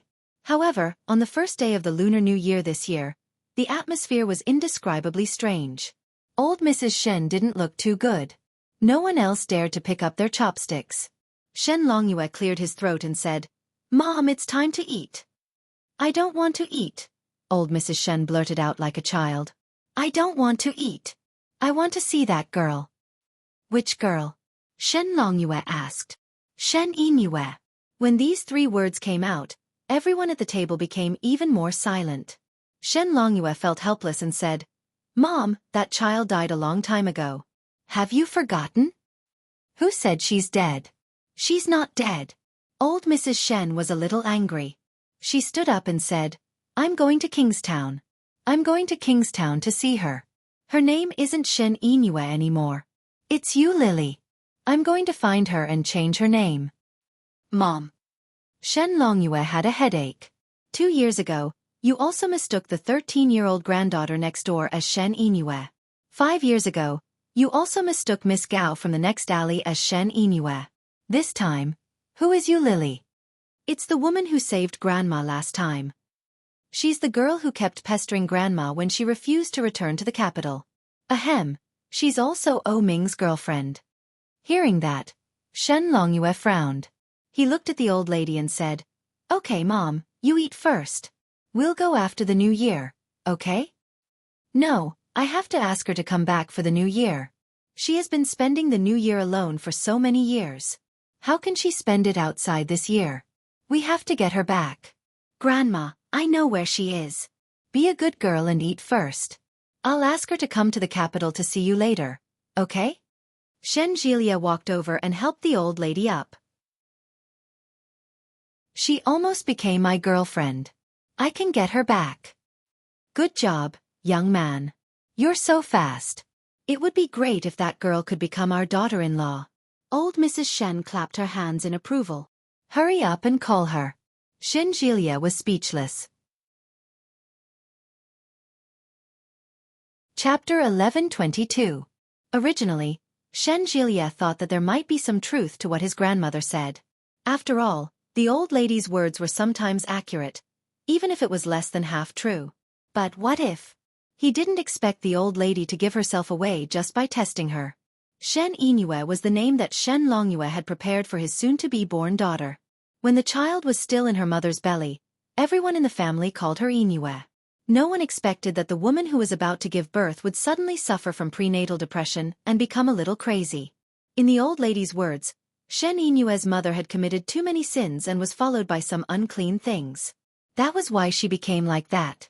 Later, when the due date was almost reached, she ran out and disappeared without a trace.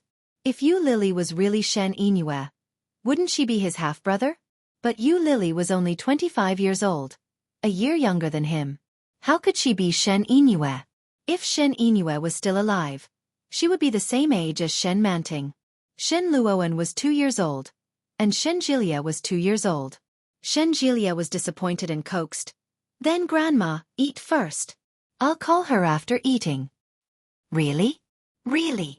Old Mrs. Shen finally nodded with satisfaction and said, "Okay, then I'll eat first. You keep your promise." Okay. Shen Jilia pushed her back and gave Shen Longyue a look. Shen Longyue immediately understood and put food in the old lady's bowl. After the meal, the old lady was in a good mood. When she was full, she urged Shen Jilia to make the phone call. So, Shen Jilia started delaying. He couldn't stand being urged, so he went out with his friends. Who knew that he could avoid the first day, but he couldn't avoid the second. Before dawn, Shen Jilia's old lady burst into his room. She shouted, "Wake up! Call the girl!" -6:30 in the morning. Lily was sleeping soundly when her phone rang. It was Shen Jilia. Looking at the caller, Lily turned the phone on silent and threw it under the bed. Then she continued to sleep. When she woke up again, it was already dawn.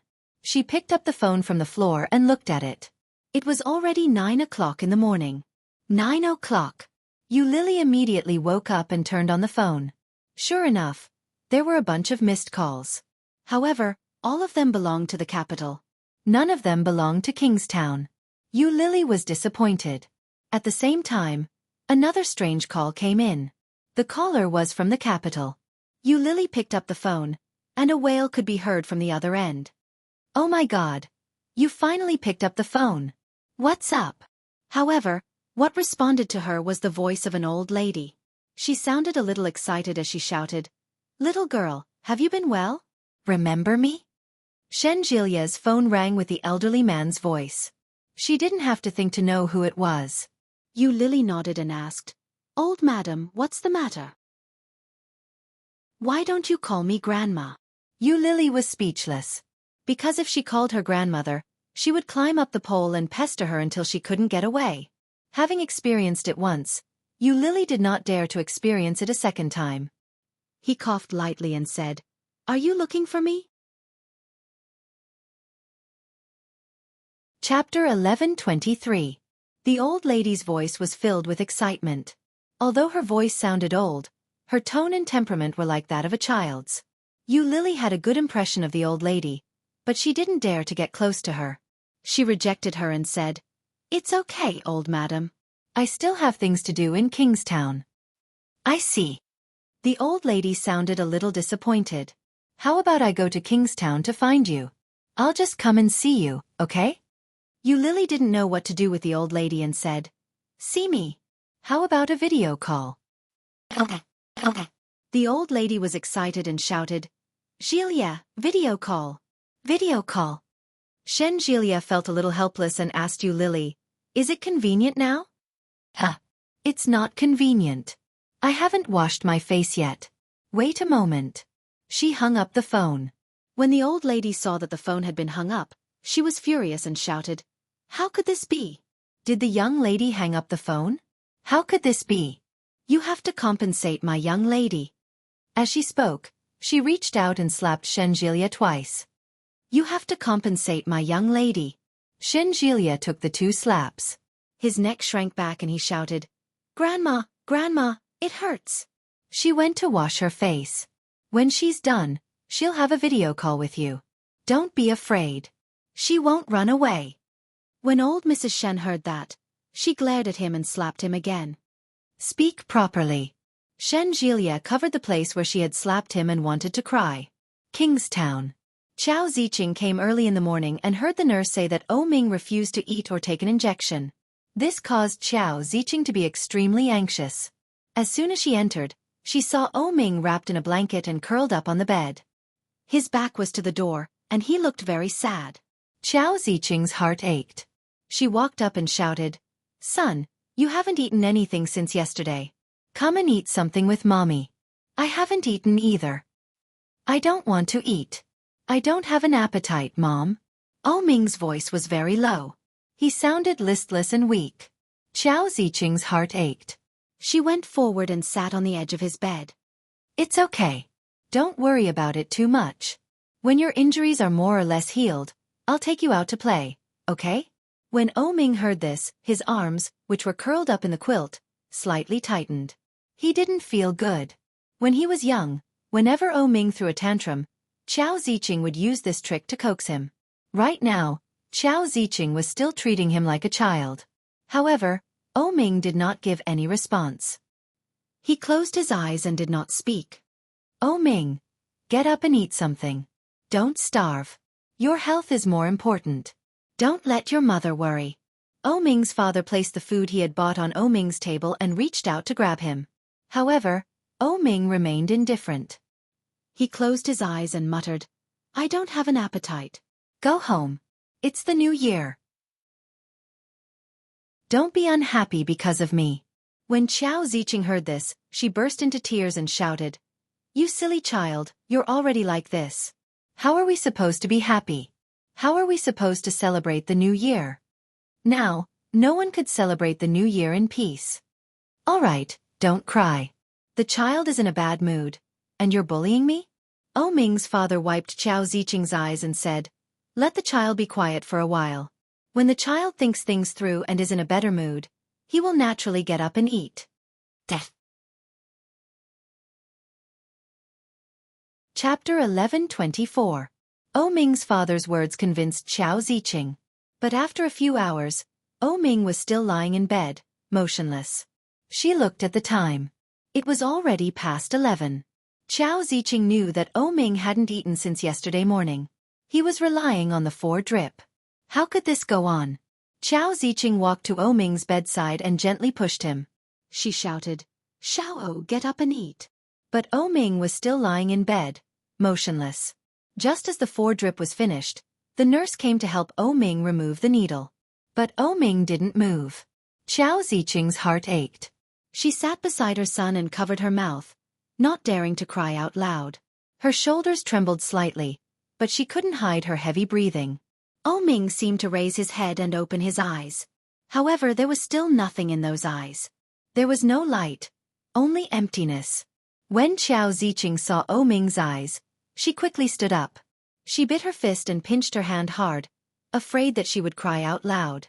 Although O Ming's eyes couldn't hear, his hearing was miraculously very good. Hearing the suppressed sob, O Ming closed his eyes and said, "When can I be discharged?" When Xiao Ziqing heard O Ming finally speak, she opened her mouth to speak, but when she removed her hand, she sobbed heavily. At the same time, she wanted to speak, but she couldn't. "When you're better, you can be discharged." O Huijin walked in with a new meal in his hand. He said, "Now the most important thing is for you to get better. No matter what, you have to eat hard. Even if you don't have an appetite, you have to eat a little." When Xiao Ziqing saw her husband, she grabbed his hand and tried to suppress her sobs. She cried like a child. O Huijin patted her hand gently. He looked at O Ming and said, "I know you don't like hospitals, but you can't be discharged yet. There's a high chance that your eyes will recover. Who knows, if you keep acting like this, they might not recover at all." When O Ming heard this, he was still indifferent. O Huijin said earnestly, "Xiao, you're already 31 years old. After the new year, you'll be 32. You should be more sensible. You're already an adult. Don't make your parents worry." "Got it," O Ming said without looking up or opening his eyes. "You can go back. Don't worry about me. I'll eat when I'm hungry." "No, eat it now. Xiao, eat it now. Mommy is begging you, eat something, okay?" Xiao Ziqing opened the box and said, "This is Auntie Gui's cooking. Don't you like Auntie Gui's cooking? Here, try some." As he spoke, he handed the bowl to O Ming. Annoyed, O Ming rolled over in his blanket and said, "You guys are so annoying. I don't want to eat." Xiao Ziqing's hand froze in mid-air. Her son actually thought that she was annoying. Xiao Ziqing felt a stab of pain in her heart. This was the scene when Feng Lin saw when he arrived. He sighed inwardly and shouted, "Xiao Qiao, the child doesn't want to eat. Let him starve." When O Huijin heard this, he looked at Wen Feng Lin unhappily and said, "Old one, he's not your son. You can do whatever you want, right?" Chapter 11:25. When Feng Lin's voice was filled with helplessness as he replied, "I didn't force him to jump out of the car, and I didn't break his bones or blind him. Anyway, the child is already in such a state. The situation can't get any worse, can it?" Upon hearing this sarcastic remark, O Huijin felt like killing him. His face darkened immediately as he asked, "What do you mean by that?" When Feng Lin walked in and said, "Didn't the doctor say that Xiao O's eyes are only temporarily blinded due to blood loss? He has to maintain a cheerful mood in order to recover as quickly as possible. If you keep pushing him like this, it'll be a wonder if he can recover at all." As she spoke, she walked to the side of O Ming's bed and sighed. "Poor child. If this goes on, when will he recover?" Xiao Ziqing and O Huijin could read between the lines in Wen Fenglin's words. Didn't this mean that the couple was hypocritical and didn't want their son to recover, so they forced him? But hearing this, Chao Ziqing was not convinced and said, "How did we force him? Isn't it for his own good? Why does it sound like you're forcing him?" Chao Ziqing's words were bold and forceful as she spoke with conviction. "You guys can leave. I'm not in a bad mood. I'm just not feeling well," Oming said. His voice sounded muffled under the blanket. When Feng Lin's eyes were filled with sympathy as he asked, "Was Xian treated the same way by her family all those years ago? That's why I left so early." At the mention of this name, Chao Ziqing retracted her gaze from Oming. She looked over and said, "Feng Lin, what do you mean by this? Xian's past was different from now. We're all doing this for the sake of the child." How could Chao Ziqing not understand what Feng Lin meant? She also knew that the most important factor that could make Oming happy was that young girl. But how could he do that? What if that woman ran away as soon as she heard about Oming's situation? At that time, wouldn't it be even more miserable? When Feng Lin heard that, he glanced at Chao Ziqing from the corner of his eye and smiled. It was just that this smile contained a complicated and indescribable mockery. Xian's parents said the same thing back then. What happened in the end? In the end, Xian still died under the claws of the demon of illness. There was no turning back. The root of all this was her parents. They kept saying that they were doing this for the sake of the child, and Xian's mood worsened day by day. When Chao Ziqing heard that, she retorted immediately. "Xian's parents don't understand you at all, that's why they are against you. If they did." When she heard that, Xian's parents. Chao Ziqing was speechless when she heard that. Huijin looked at Feng Lin strangely and asked, "Lao Wen, do you know that child?" Feng Lin glanced sideways at them and slowly replied, "I don't know them.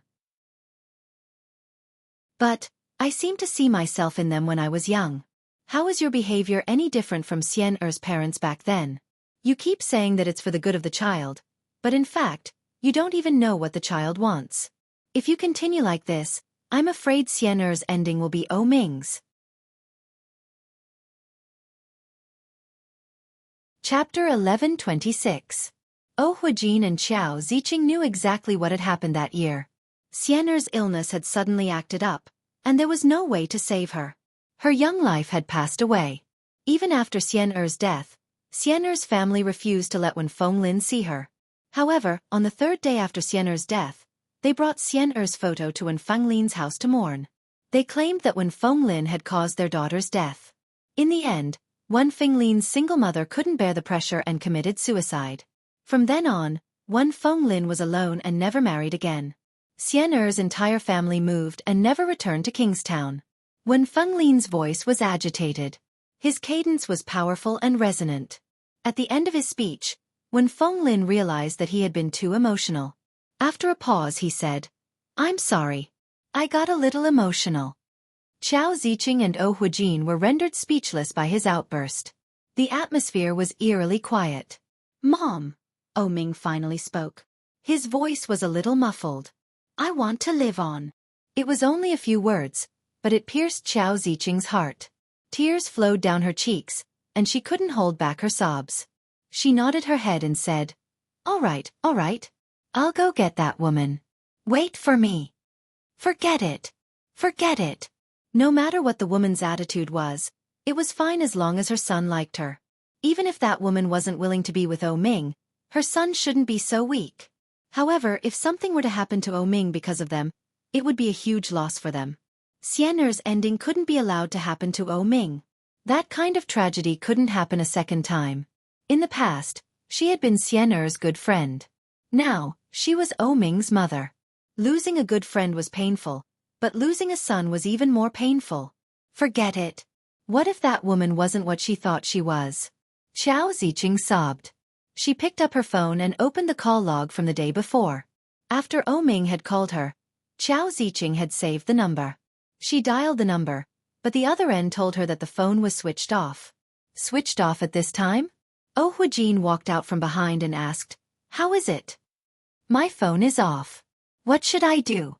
Chao Ziqing was so anxious that she burst into tears and shouted, "Lao, did the girl yesterday already know about Oming's situation? That's why she turned off her phone now." She's afraid that we'll look for her, right? Oh Huijin reached out and hugged her. Don't overthink things. It's not as terrible as you think. Do you know where she lives? I'll go take a look. I know. Xiao Ziqing pulled up the address that her secretary had sent her and said, It's here. Send it to me, I'll go find her. All right. Xiao Ziqing sent the address to Oh Huijin. Then, she watched as Oh Huijin walked out with his car keys.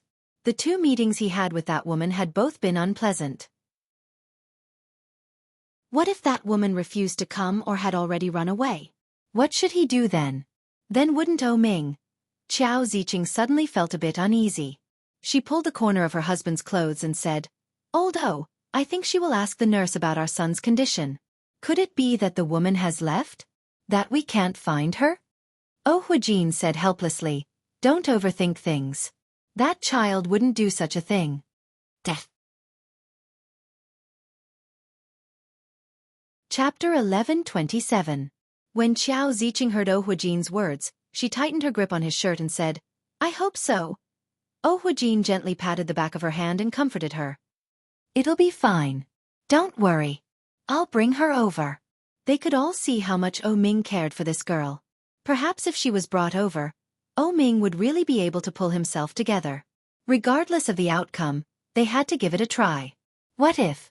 Xiao Ziqing nodded her head. Be careful on the road. All right.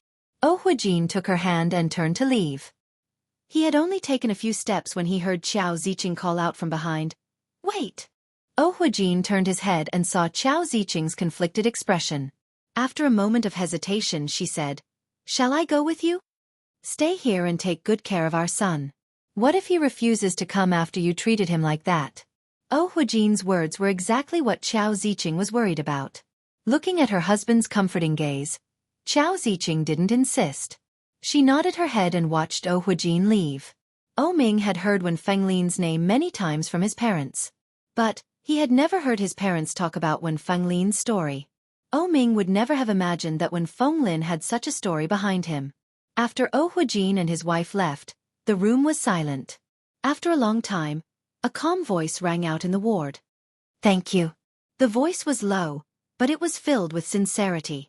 Wen Fenglin looked at Oh Ming, who was lying on the bed, and said, I just don't want you to end up like I did in the past. Your parents are my friends, but they're doing what I hated the most. When Xiao Ziqing heard Wen Fenglin's words from outside, she felt a little emotional. She stood at the door and didn't enter. Yu Lily had a video call with the old lady early in the morning. When her phone ran out of battery, she wailed in anguish. When she explained the situation to the old lady, she refused to hang up. After a while, she decided not to charge her phone. She put it aside and pretended to be dead. Yu Lily went back to her room and started drawing her comics. He drew like this for the whole morning. He drew intermittently until it was past 12 o'clock. Only then did he finish one square. Yu Lily hadn't eaten since she got up in the morning, so her stomach was growling. But, at that moment, she wasn't in the mood to eat. Her mind was filled with the conversation she had with Wen Fenglin and Oh Ming in the ward the day before. But, when were they going to start? Ding dong. When the doorbell rang, Yu Lily stood up in reflex, straightened her clothes, and walked toward the door. However, after walking out, he looked at the screen and saw a young girl who looked to be about 17 or 18 years old standing in front of the screen. She turned on the intercom and asked, Who is this? Hello, Miss Yu. Can you open the door? A gentleman is looking for you. Sir? Who is it? Yu Lily felt a little strange. Why don't you just look for me? Who is it? He said his surname was Oh. Oh Ming? But, how was that possible? Where is he? Chapter 11:28. Yu Lily was a little surprised to see the overly young man standing outside. Oh Huijin resembled Oh Ming. If she hadn't known that he was Oh Ming's father, she would have thought he was Oh Ming's brother. Just by looking at their appearances, it was hard to tell the difference. Yu Lily's daze only lasted for a moment. She quickly snapped out of it and tapped on the screen to open the door. Uncle, come in quickly. Oh Huijin hadn't expected such a reaction from Yu Lily. He had thought that she would blame him coldly and ask him what he was doing there. To prevent his wife from being humiliated, Huijin had specifically stopped Xiao Ziqing from coming in. But it was clear that the girl was not what he had imagined. Huijin's eyes flashed. He was satisfied. He walked in and asked, "Do you live alone?" Yu Lily was stunned. She quickly shook her head and said, No, I live with my colleagues." "Oh, I see." Huijin walked in and asked, "Do you need to change your shoes?" "No, uncle, you can come in directly. Sit down. Would you like some coffee?" "You're welcome. I'm actually here today because I have something to discuss with you." Huijin walked in, but he had no intention of sitting down. Yu Lily could vaguely guess what it was. She asked, "Is it about Ming?" "Yes." Huijin looked at Yu Lily, paying attention to her expression. "My son was in a car accident yesterday. As you know, the situation isn't looking good." Yu Lily tightened her grip on his hand and asked, "How is he?" "He has temporarily lost his sight due to blood loss," Huijin said. "The doctor said that as long as he is in a good mood, he will have a chance of recovery. But lately, Ming has been in a bad mood." Huijin paused. He realized that Yu Lily didn't look surprised at all. "I hope that you can go see him." "Uncle," Yu Lily interrupted him, "your wife seems to have a very strong opinion of me. Yesterday, at the door of Ming's ward, Xiao Qiao is also very sorry about what happened yesterday. Yesterday, her words were not very pleasant to hear. But Miss Yu, you have to believe that all parents do everything for the sake of their children. My wife may have some misunderstandings about you. Why don't we go together and talk face to face?" Huijin smiled. His eyes, which were identical to Ming's, looked at Yu Lily with deliberation. She knew that he was also worried that she would hurt Ming. "How was Ming today?" "He's still in the hospital. He's in a bad mood and refuses to eat. He hasn't eaten anything since yesterday and has been relying on an infusion. If this goes on, we're afraid he won't be able to take it." Speaking of his son's situation, Huijin felt a headache coming on. "He wants to see you now. He's been looking for you since yesterday. Let's go together." "What about Ming's mother?" "It was her idea." Huijin knew that she was hesitating and said, she knew that she was being too harsh with her words. "You've been with Ming for so long, so you should know his temper. His mother's temper is exactly the same as his. They both have sharp tongues but soft hearts. They don't have much ill will toward you." Chapter 1129. Yu Lily was more sensible than Huijin had imagined. At the same time, Huijin was much friendlier than she had imagined. She followed Huijin downstairs and sat in the back seat. "Miss Yu, are you an orphan?" "Yes, uncle. I heard that you are not only working for Ming's comic company, but you are also drawing comics. Is that right?" "Yes, uncle." "Are you tired?" "Not at all." Yu Lily smiled.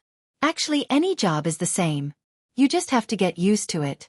Drawing was originally just a hobby of mine." Huijin looked at Yu Lily through the rearview mirror and nodded his head. In a satisfied tone he said, "It's not bad for a young person to have such thoughts, but you don't seem like an orphan. I know quite a few orphans, and they are all extreme and cynical. In comparison, you are much better." The compliment caught Yu Lily off guard and made her a little surprised. Yu Lily blushed. She didn't know how to respond. When Huijin saw this, he smiled and asked, "When did you meet Ming?" "We've known each other for many years. About 7 or 8 years ago, when I had just finished my college entrance examination." As Yu Lily spoke, she subconsciously glanced at Huijin. If Huijin wanted to investigate these matters, he could definitely do so. Just like the last time she had met Xiao Ziqing knew everything about her background. But why was he asking her now? Could it be that whatever Xiao Ziqing knew, Ming's father didn't? Or could it be that Ming's father just wanted to test him? Huijin acted as if he hadn't noticed Yu Lily's probing gaze. He looked straight ahead and asked, "He went to your school to pursue you?" As Huijin asked the question, he inadvertently saw Yu Lily's awkward expression in the rearview mirror. He immediately said, "I'm just a little curious. After all, Ming has never told his parents about his girlfriend. If you find it inconvenient to answer, you don't have to." It's fine. When Yu Lily heard that, she felt that Oh Huijin's temper was much better than Oh Ming's and his mother's. After thinking about it, Yu Lily said, "In fact, there's nothing to hide. About 7 or 8 years ago, I was admitted to college, but I didn't have any tuition to pay for it. When I was in a hurry to find a job, I was brought to a nightclub by a woman I knew. At that time, I didn't know what kind of job she was taking me to. When I realized it, I wanted to run away, but the manager and that sister refused to let me go. Oh Ming seemed to have seen through me, so he picked me up. Then, he brought me home, helped me pay for my tuition, supported me to go to school. Then we got together. It was a bit embarrassing to talk about such a past. After all, in the eyes of others, such a matter was undoubtedly very embarrassing." Yu Lily's heart was beating fast, and she felt a little nervous. If it had been Oh Ming's mother, Yu Lily believed that she would definitely have scolded her. "How could you have the nerve to say such a thing? Do you have any shame?" But, what about Oh Ming's father? What would he think? Yu Lily looked up at the rearview mirror. She wanted to see Oh Huijin's reaction.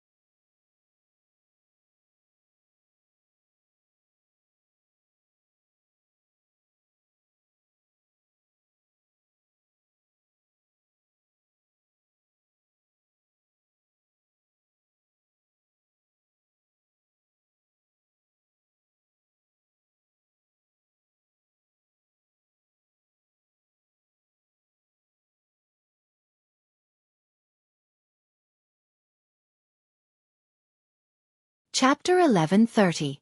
It's nothing. I had a rough guess, but it was a little different from what I expected. Oh Huijin drove steadily. "You're 6 years younger than our Oh Ming?" "7." Oh Huijin nodded his head and said, "No wonder Oh Ming's mother always felt that you were lying to her son. You are indeed a little too young." When Yu Lily heard that, she muttered to herself, "Oh Ming's mother isn't just worried that I'll lie to her son. She's worried about me as a person and even despises my identity and background." Yu Lily's heart was as clear as a mirror. She looked at Oh Huijin through the rearview mirror, but she couldn't see anything. This guy probably knew about it too, but at this time, she was still useful to them, so he didn't expose her, right? However, She had to admit that Oh Ming's father's attitude made her feel quite comfortable. They soon arrived at the hospital. Oh Huijin dropped Yu Lily off at the entrance and let her in first. Then, he parked his car. Yu Lily was nervous all the way, and there were countless ideas in her mind. If Oh Ming's mother scolded her again, should she just turn around and leave?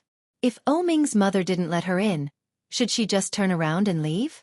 Before she reached the door, she saw Qiao Ziqing and Wen Fenglin standing together. As if they had heard the footsteps, the two of them turned around to look at him. When Yu Lily saw them, she grabbed her sleeves and walked over nervously. "Hello, Auntie." "Hello, Uncle Wen." When Wen Fenglin heard that, a smile broke out on his face. 2 deep dimples appeared on his cheeks. He nodded his head and said, "Hello, you're here." Yu Lily nodded her head. She glanced at Qiao Ziqing and said, "He's here." Qiao Ziqing only glanced at him. She didn't say anything, nor did she express her opinion. She nodded in return and stood there silently. Yu Lily felt even more perturbed. What did she mean? When Fenglin waved at her and said, "Come on in. Have you eaten? There's food inside for 2. It's just right for you to eat with Oh Ming." "Yes."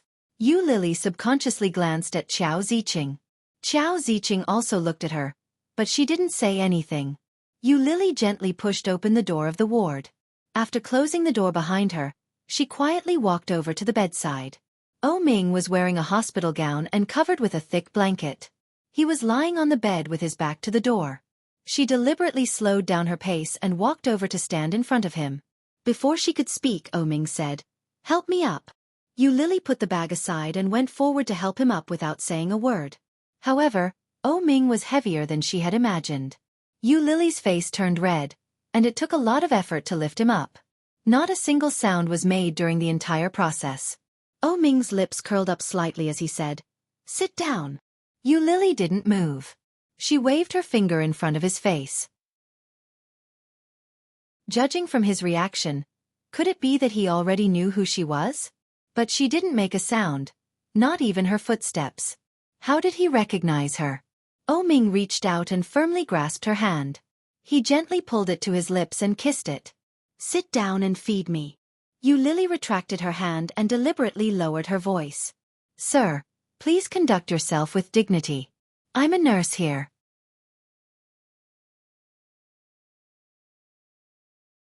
Chapter 11:31. Yu Lily pushed him away and said angrily, "Pervert, why do you want everything?" Oh Ming chuckled and pulled her over. "Because it's you."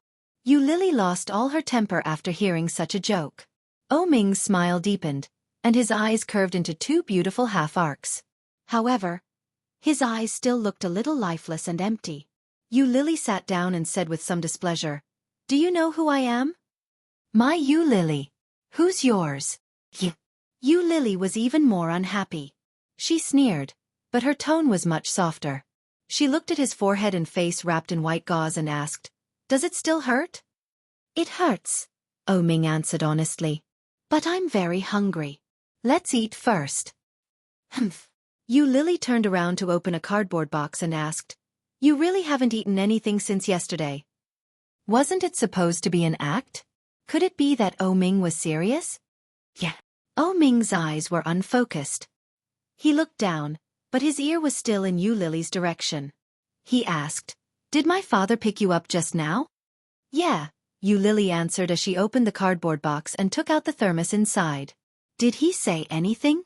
"No, he just asked some questions such as when we met, how old I am and so on."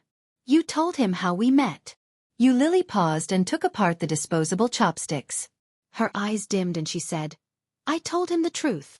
Oh Ming was a little surprised and asked, "You told him?" "Yeah." "I thought you wouldn't say it." After all, the past didn't seem to be very good for Yu Lily. Every time she mentioned it to her friends, Yu Lily would vaguely brush it off. She didn't lie, and she didn't tell the truth. After a long time, Oh Ming understood what she meant. But, she actually told the truth to his father? That was far beyond Oh Ming's expectations. Shouldn't he be hiding things from his father and saying nice things instead?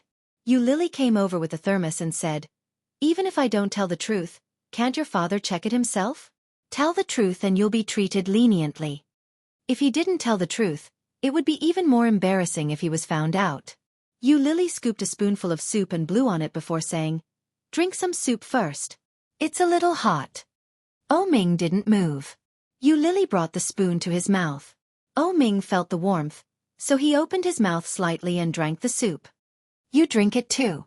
My aunt made it. It's delicious." Yu Lily smelled it and knew it was delicious. She scooped up a spoonful and tasted it. Her eyes lit up. Great. She used to be a chef, specializing in making soup. Later, because my mother liked her skills, my father poached her to be our private chef. She has been doing this for more than 10 years. She suddenly thought of Oh Ming's mother's temper and his father's temper. Did it mean that Oh Ming's mother's temper was spoiled by Oh Ming's father? It was true that Oh Ming's father had a good temper, but it was unexpected that he was so affectionate. Yu Lily's eyes were filled with envy. She scooped another spoonful of soup for him and said, "Aren't you tired of eating it for so many years?" Chapter 1132. She paused in the act of feeding him soup and looked at Oh Ming. She didn't know why, but she felt that Oh Ming's words had a double meaning. Does that mean that he will continue and that he will always be with me? Thinking of that, Yu Lily's lips involuntarily curled up. She placed the soup bowl back on the table and covered it with a lid. She brought the rice over and deliberately said in a serious tone, "Eat." Outside the ward, Oh Ming's parents were looking in through the window. When they saw the smile on Yu Lily's face, they were both experienced and had already grasped Yu Lily's emotions. From the looks of it, this girl really did have feelings for Oh Ming. Moreover, this feeling was much deeper than the two of them had imagined. Seeing that Oh Ming was finally willing to eat, Chao Ziqing's eyes welled up. At the same time, she felt an indescribable sense of jealousy. I'm Oh Ming's mother who raised him for more than 30 years. Why would Oh Ming listen to her and not me? When Oh Huijin heard Chao Ziqing's words, he couldn't help but laugh. He gently hooked his arm around her and said, "Children have their own blessings. Your son's taste has always been pickier than mine since he was young. It's not like you didn't know that." Chao Ziqing was about to reply when she suddenly thought of something. She turned to look at her husband and said with some dissatisfaction, "Are you saying that I'm not as good as that girl?" "No, don't overthink it." Oh Huijin didn't know whether to laugh or cry. "When did I say that?" "You didn't? You clearly said that our son's taste was more picky than yours. Are you saying that I'm not as good as her?" Chao Ziqing reached out and pinched Oh Huijin's waist. No. If I had good taste back then, why wouldn't I have married you? I only realized how good you were after we got married. After all these years, there hasn't been a day that I haven't regretted it. How could I have been so blind back then?" Chao Ziqing was overjoyed when she heard that. She snorted and said, "Old man, your son is already so big. Take it easy." With that, she turned and walked away. Oh Huijin immediately followed. "Where are you going?" "To eat. Aren't you hungry?" In other words, she was handing her son over completely to Yu Lily. Oh Huijin looked at her back and felt a little helpless. Then, as if remembering something, he asked, "Where's Lao Wen?" "I don't know. Give him a call." Chao Ziqing continued walking without stopping. Oh Huijin picked up his phone to call Wen Fenglin, but no one picked up. Seeing that Chao Ziqing had already walked far away, Oh Huijin hurried after her. At the same time, in the opposite direction behind them, there was a stairwell with an unlatched door. The melodious and urgent ringtone of a cell phone rang incessantly. The ringtone sounded muffled, as if it was stuck in his pocket. Wen Fenglin was lying on the ground. His eyes were half closed, and his hand was stretched out over his head. A small section of the cigarette was still burning, giving off smoke.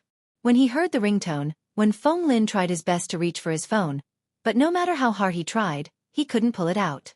When he finally took out his phone, the ringtone had abruptly stopped. Wen Fenglin unlocked the phone with his fingerprint. Just as he was about to call Oh Huijin back, another call came in. He pressed the button and ended the call. Wen Fenglin suddenly felt like laughing, but his consciousness was becoming more and more blurry. He opened his mouth, but all that came out was a mosquito-like cry for help. Help! Dash! Chapter 1133. In the ward, Yu Lily was feeding O Ming. At the same time, she was eating from a lunchbox. As she ate, she asked, "Are you full? I want to drink soup." O Ming's tone was like a child talking to an adult. He gently placed his hand on her leg to prevent her from running away and not being able to feel her presence. Yu Lily moved his hand away and said, "I'll go get it."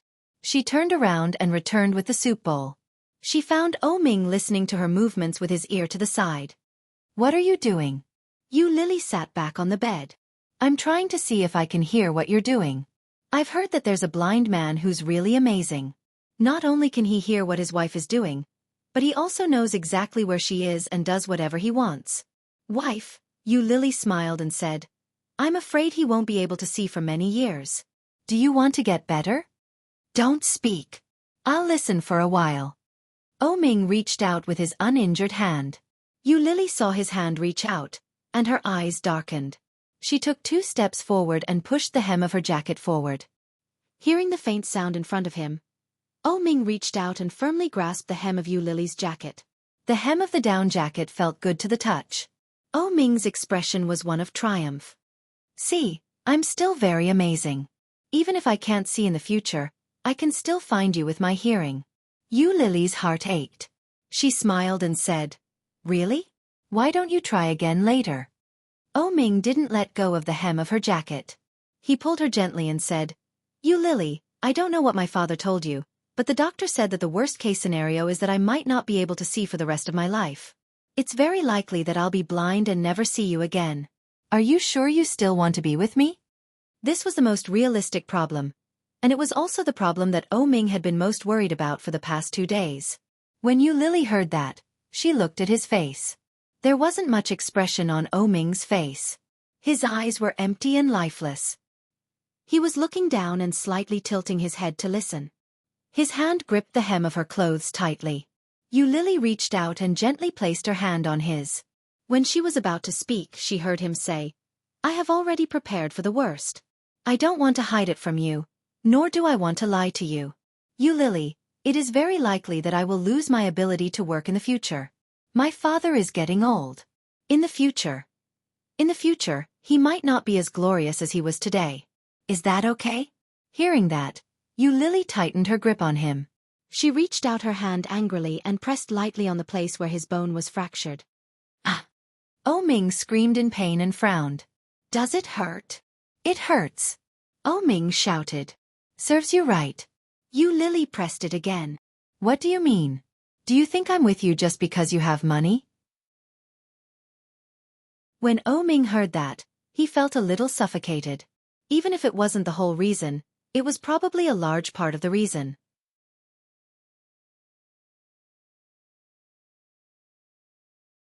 Chapter 1134. "Oh!" O Ming smiled. "What kind of performance are you talking about?" Yu Lily replied, "What kind of thoughts are you having in your head?" "I didn't say anything. What are you thinking about?" O Ming looked innocent. He touched his chin with a troubled expression and said, "It's not convenient for me to do it now. Why don't I lie down and you do it yourself?" Yu Lily's face reddened. She reached out and pinched his uninjured arm. "We're in the hospital," she scolded. O Ming laughed out loud when he heard that. The atmosphere in the ward was so good that happiness was fermenting. At the same time, the door of the ward was knocked twice and opened. A young nurse walked in. When she saw Yu Lily, she said, "Miss, there's an uncle with his hair tied up. He looks to be in his 50s. Is he your family member?" "His hair tied up? In his 50s? Wen Fenglin? What's wrong?" "This uncle fainted in the stairwell due to coronary heart disease. Our medical staff found him and sent him for emergency treatment. If he's your family member, please come over." "Fainted?" Yu Lily was shocked. She put the soup bowl back and asked, "How is he now?" "I'm not too sure. Come with me." "Oh, okay. I'll be right back." Yu Lily put the things back and wanted to walk away, but she found that O Ming was holding her clothes tightly. Yu Lily felt helpless. She removed O Ming's hand and coaxed him in a low voice. "I'll come back later. I'm going to see Uncle Wen." "Are you coaxing a child?" O Ming was even more unhappy, but he still let go of her clothes and said, "Come back soon. I haven't had any soup." "Okay." Yu Lily kissed him gently on the cheek and released him. Oh Ming wasn't willing to let her go. He grabbed her hand and said, "Kiss. I'm going to see Uncle Wen. Kiss." Oh Ming's words were childish. He looked like he was acting coquettishly. Yu Lily glanced at the nurse, and her cheeks heated up. She quickly lowered her head and planted a kiss on Oh Ming's lips before walking out. The nurse looked at Yu Lily ambiguously, and her cheeks became hotter and hotter.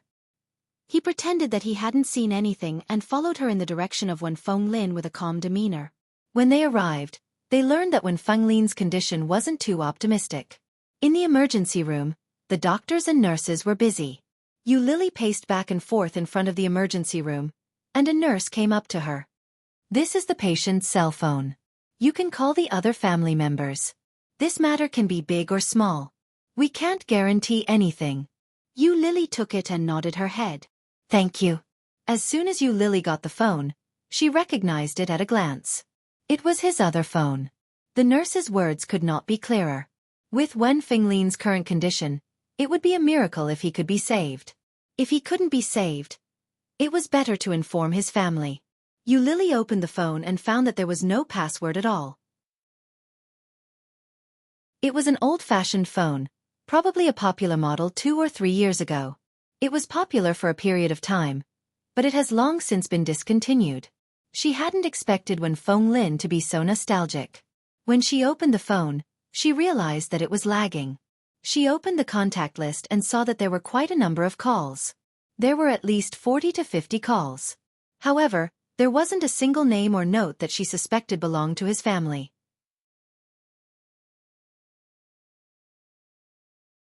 Chapter 1135.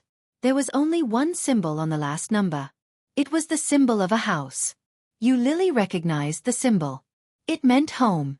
She unlocked the phone and dialed the number.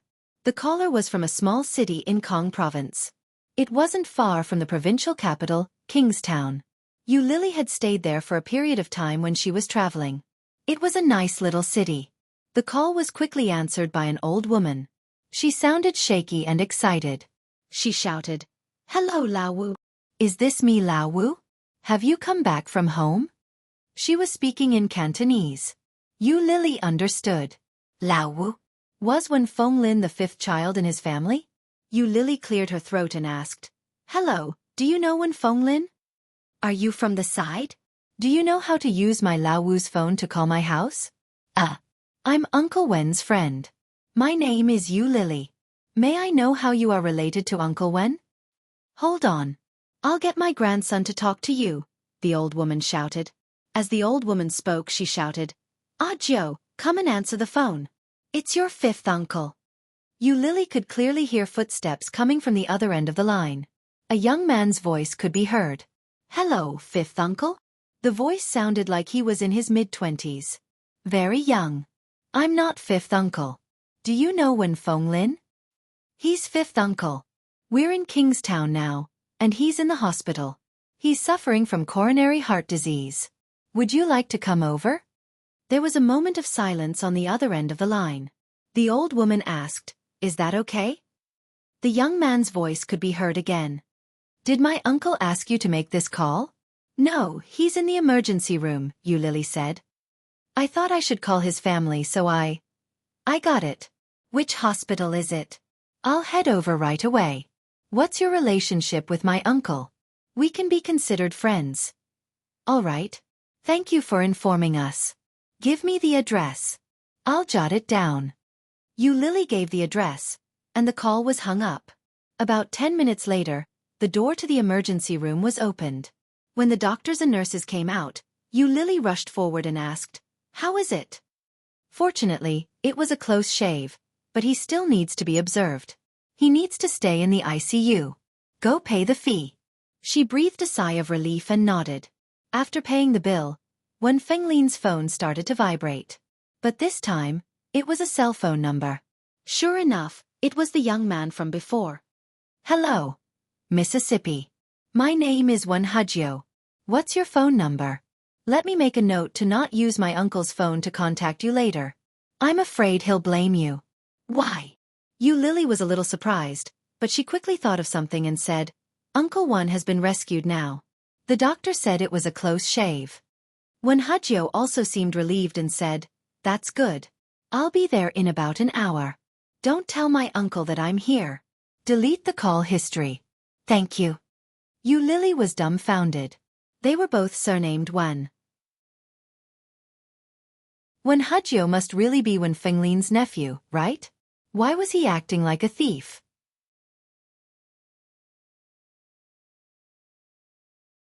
Chapter 1136.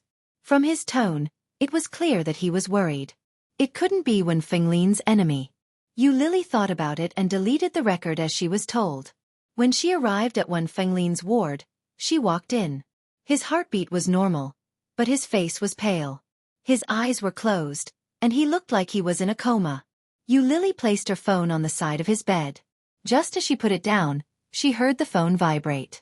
The sound was particularly abrupt in the silence. It gave Yu Lily a fright. She quickly picked up the phone. When she saw the caller, she answered and called out, Uncle O.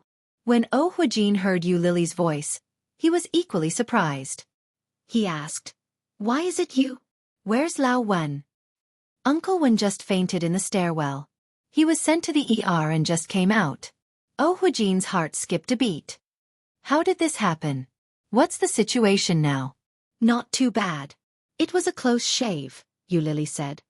Which room? After Yu Lily gave the room number, she hung up the phone. When she turned her head, she saw Wen Fenglin looking at her. Yu Lily was shocked. She glanced down at the cell phone in her hand and smiled sheepishly. With a guilty conscience, she said, It's O Ming's father. He's asking about your situation. Yu Lily was shocked. Wen Fenglin nodded his head slightly and asked in a small voice, Did you save me? No, the doctor found you when he passed by, so he sent you to the ER. I was called over by the nurse later. Yu Lily felt a little uneasy as she said, Uncle Wen, are you not on good terms with your family? When Wen Fenglin heard that, he looked at Yu Lily strangely and said, I don't have any family. Have you forgotten? Everyone calls me a poor wandering artist. With that, Wen Fenglin laughed. His white hair was spread across the pillow. Without his glasses, his eyes were small. On his pale face, 2 deep dimples appeared on both sides of his cheeks. Yu Lily felt a little awkward. It turned out that Uncle Wen's relationship with his family wasn't as simple as that. From the looks of it, she had done something bad out of good intentions. A very, very, very bad thing. What should I do? With a strange expression on her face, Yu Lily looked up at Wen Fenglin and said, Uncle Wen, leniency to those who confess, severity to those who resist. Yu Lily was about to confess when her phone suddenly rang. Yu Lily cursed inwardly. She picked up the phone and looked at it. The caller ID was indeed from Zhuang City.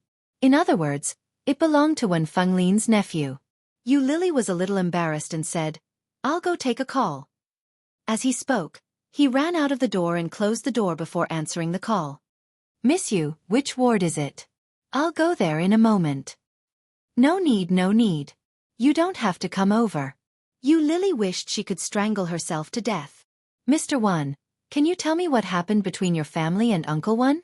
Or is there any history between them? After a moment of silence, Wen Hajio said, Do you mean that you don't want me to see my uncle?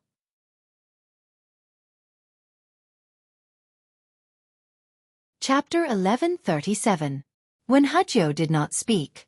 She could hear the sound of cars honking around them. Yu Lily felt that she was a scapegoat. Feeling a little guilty and nervous, she said, You'd better not come. This is my fault. I'm sorry. Let's just pretend that it never happened. Actually, there's a reason for this. Why don't we meet up and talk about it? Then you can decide whether or not to let me see my uncle. What do you think? Wen Hajio sounded like he was discussing it, but his tone made it sound like Yu Lily would definitely agree to it. This made Yu Lily a little uncomfortable. Indeed, she was very curious as to why Wen Fenglin had become a wandering artist. She was also very curious as to why he had such a huge feud with his family. But that wouldn't do. Yu Lily had no right to do that. At most, she was just a stranger who had met Wen Fenglin by chance. Furthermore, Wen Fenglin had helped her a lot. If Wen Fenglin didn't want to see Wen Hajio at all and was lured there by her. Now this was awkward. Yu Lily was perturbed. At that moment, she was filled with remorse. She immediately rejected the offer and said, "Forget it, Mr. Wan. I'm not interested. Uncle Wan is very good to me. I can't cheat him." "Miss Yu, you're helping him." Wen Hajio sounded a little helpless as she said, "Or you could tell him that his father has Alzheimer's disease and talks about him every day. I'm afraid he doesn't have much time left. I hope he can go back and see the old man." The determination in Yu Lily's heart suddenly wavered. She couldn't help but ask, "What exactly happened?" "My father also misses him very much. Fifth uncle is at our house. Hey, let's meet and talk. Fifth uncle has a misunderstanding with our family, and it's hard to explain it in a short time. If you don't want to see me in the hospital, then we can meet at a coffee shop or somewhere else to sit down and talk." No. I'm sorry. I was too reckless. You should go back. Goodbye." Yu Lily hung up the phone and walked downstairs. She instructed the receptionist not to reveal Wen Fenglin's room number before returning to Wen Fenglin's room. Yu Lily felt guilty and anxious. He suddenly felt as if he had done something unforgivable. Initially, since Wen Fenglin was undergoing emergency treatment, it was out of goodwill to inform his family. After all, fainting from coronary heart disease could be a serious matter. Unexpectedly, there was such a layer in between. If I had known earlier, I wouldn't have listened to that nurse. What should I do? Feeling apprehensive, he pushed open the door and walked in. Wen Fenglin looked over at the same time. Yu Lily was a little nervous and asked, "Do you want some water? Are you hungry?" Wen Fenglin shook his head and beckoned her over. "Come here for a moment." She walked over and sat down on the stool beside the bed. "Why are you suddenly asking about my family?" Wen Fenglin asked. Yu Lily looked away guiltily and said, "I'm just curious." "Ha ha." Wen Fenglin chuckled. "Actually, I seem to have said something to someone just now. Was it you?" "What did he say?" "Don't call me family." Wen Fenglin looked at Yu Lily and sighed. "Is that you?"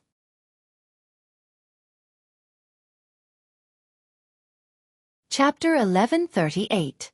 Wen Fenglin laughed and asked, "Can you pour me a glass of water?" Yu Lily quickly got up and poured him a glass of warm water. She put it on the table and carefully helped him up. "I'll do it myself. I'll do it myself." Wen Fenglin waved his hand and sat up. He reached out to take the water from Yu Lily. Yu Lily reached over and handed the cup to him, but she didn't dare to move her hand away. She was afraid that the water on the cup would spill. Fortunately, Wen Fenglin's hand was still steady. After he finished drinking, he laughed and said, "Don't worry, it's not a big deal. Go back to Ming's side. I'll sleep for a while." So after changing the topic, he just had to chase her away. Yu Lily was well aware of that. She tossed the cup aside and nodded her head. On the way back to Ming's ward, she ran into Huijin and his wife. After greeting them, she told them about Wen Fenglin's condition before returning to Ming's room. The sky began to darken. Today was the second day of the new year. There were not many people in the hospital, and the surroundings seemed a little empty. When she pushed open the door of the ward, Ming was not in bed. Yu Lily was shocked and called out, "Ming!" Ming's voice didn't come out. Instead, there was the sound of something falling to the ground. Yu Lily followed the sound and saw that it was coming from the bathroom in the ward. Yu Lily quickly walked over and pushed the bathroom door open. "Oh!" she yelled. Ming was next to the washstand. His uninjured hand touched the washstand. On the floor, a jar of hand sanitizer fell. Ming pursed his lips when he heard Yu Lily's voice. "What are you doing here? Wash your hands?" "I'm going to the bathroom," Ming said. His hand, which was still covered in bubbles, reached out to touch Yu Lily. But he didn't know where the toilet was, so he could only stand there and wash his hands. He found a toothbrush, rinsed his mouth, and brushed his teeth. He hadn't expected Yu Lily to return so soon. "Are you going to pee here?" Yu Lily didn't know whether to laugh or cry. "This is the sink. Come, I'll take you there." Ming felt a little embarrassed. He coughed and said, "Wait a minute, my clothes." Yu Lily looked down at his clothes and found that the front of his body was wet. He was wearing a thin hospital gown, and he didn't even have a coat on. Like a playful child, Ming seemed to be at a loss at the moment. Yu Lily looked up and saw his somewhat embarrassed face. Her heart was inexplicably sour. Taking off the down jacket, Yu Lily gently placed it on his shoulder and said, "Go to the bathroom first, then change your clothes." It would be good if he didn't hold it in. It seemed that Ming hadn't relieved himself yet. Yu Lily helped him to the bathroom. Just as she was about to help him take off his pants, he pushed her hand away. Pursing his lips, he said, "I'll do it myself. Turn around." Yu Lily's eyes became hot. After a sound of agreement, she turned her back to him and didn't look at him. It was dark in front of Ming. He bent down and reached out to confirm the position of the toilet bowl before he began to remove it. Unbeknownst to him, Yu Lily, who was behind him, saw his jerky and confused movements, and her eyes were already red. Yu Lily helped him to the sink. After washing his hands, she brought him back to the side of the bed. Their movements were careful, and no one spoke first.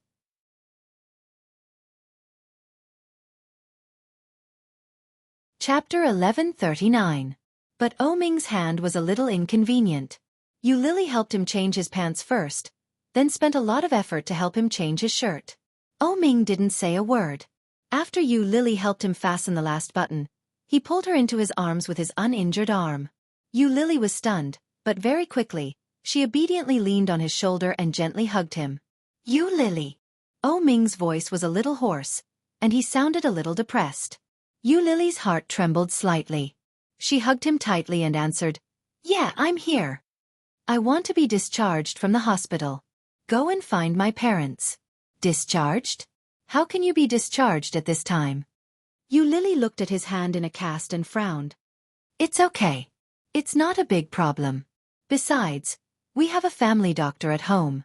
We can invite him over when the time comes." Ming gently pushed her away and said, "Go." Yu Lily looked at him and knew that he must be in a very bad mood. But this was the first time that Yu Lily had seen Ming like this. He was a little depressed and a little frustrated. He was no longer confident, no longer flamboyant, and even no longer looked calm. This matter had a great impact on him. What Ming had lost was not just his sight. Yu Lily's heart seemed to be blocked by something. She looked at him deeply, nodded faintly, turned around, and walked toward the door. But she didn't go out. Instead, she slowly stepped back and faced Ming. After taking a few steps, she didn't move anymore. Ming seemed to listen for a while. When he found that there was no sound, his whole body relaxed. He touched the back of his neck and moved back with one hand. He reached out to touch the bedside table, but as soon as his hand touched it, he touched a thermos flask. It suddenly rolled down and made a loud sound in a low voice. Yu Lily subconsciously wanted to go forward, but reason quickly stopped her, and she abruptly stopped in her tracks. Ming retracted his hand slightly and quickly touched the bedside table again. What is he looking for? Yu Lily wanted to ask him, but she didn't dare to go forward. But, after Ming searched around and didn't find what he was looking for, he retracted his hand. Feeling a little frustrated, he lay on the bed. Turning around with his back to the door, Yu Lily couldn't see his expression. What was he trying to do? Yu Lily was so curious that she wanted to ask him to solve the problem and help him find it, but she was worried that she would hurt his feelings. Yu Lily stood in the same spot for a long time. Just as she was about to turn around and walk out, she heard the sound of heavy breathing. He turned his head and saw that the body wrapped in the white bedsheet was trembling slightly. The range was not large, but it did exist. Is he crying? When Yu Lily realized this, she felt as if something had hit her heart hard, and the pain reached her eyes. The warm liquid came up, and Yu Lily didn't dare to stay. She gently walked out, opened and closed the door, and her movements were very, very gentle. However, on the bed, Ming's back stiffened. He closed his eyes and didn't move. She walked out and headed straight for Wen Fenglin's ward. Huijin and Xiao Ziqing were both there. When they saw Yu Lily enter, they were a little surprised. Yu Lily looked around and politely greeted, "Uncle, Auntie."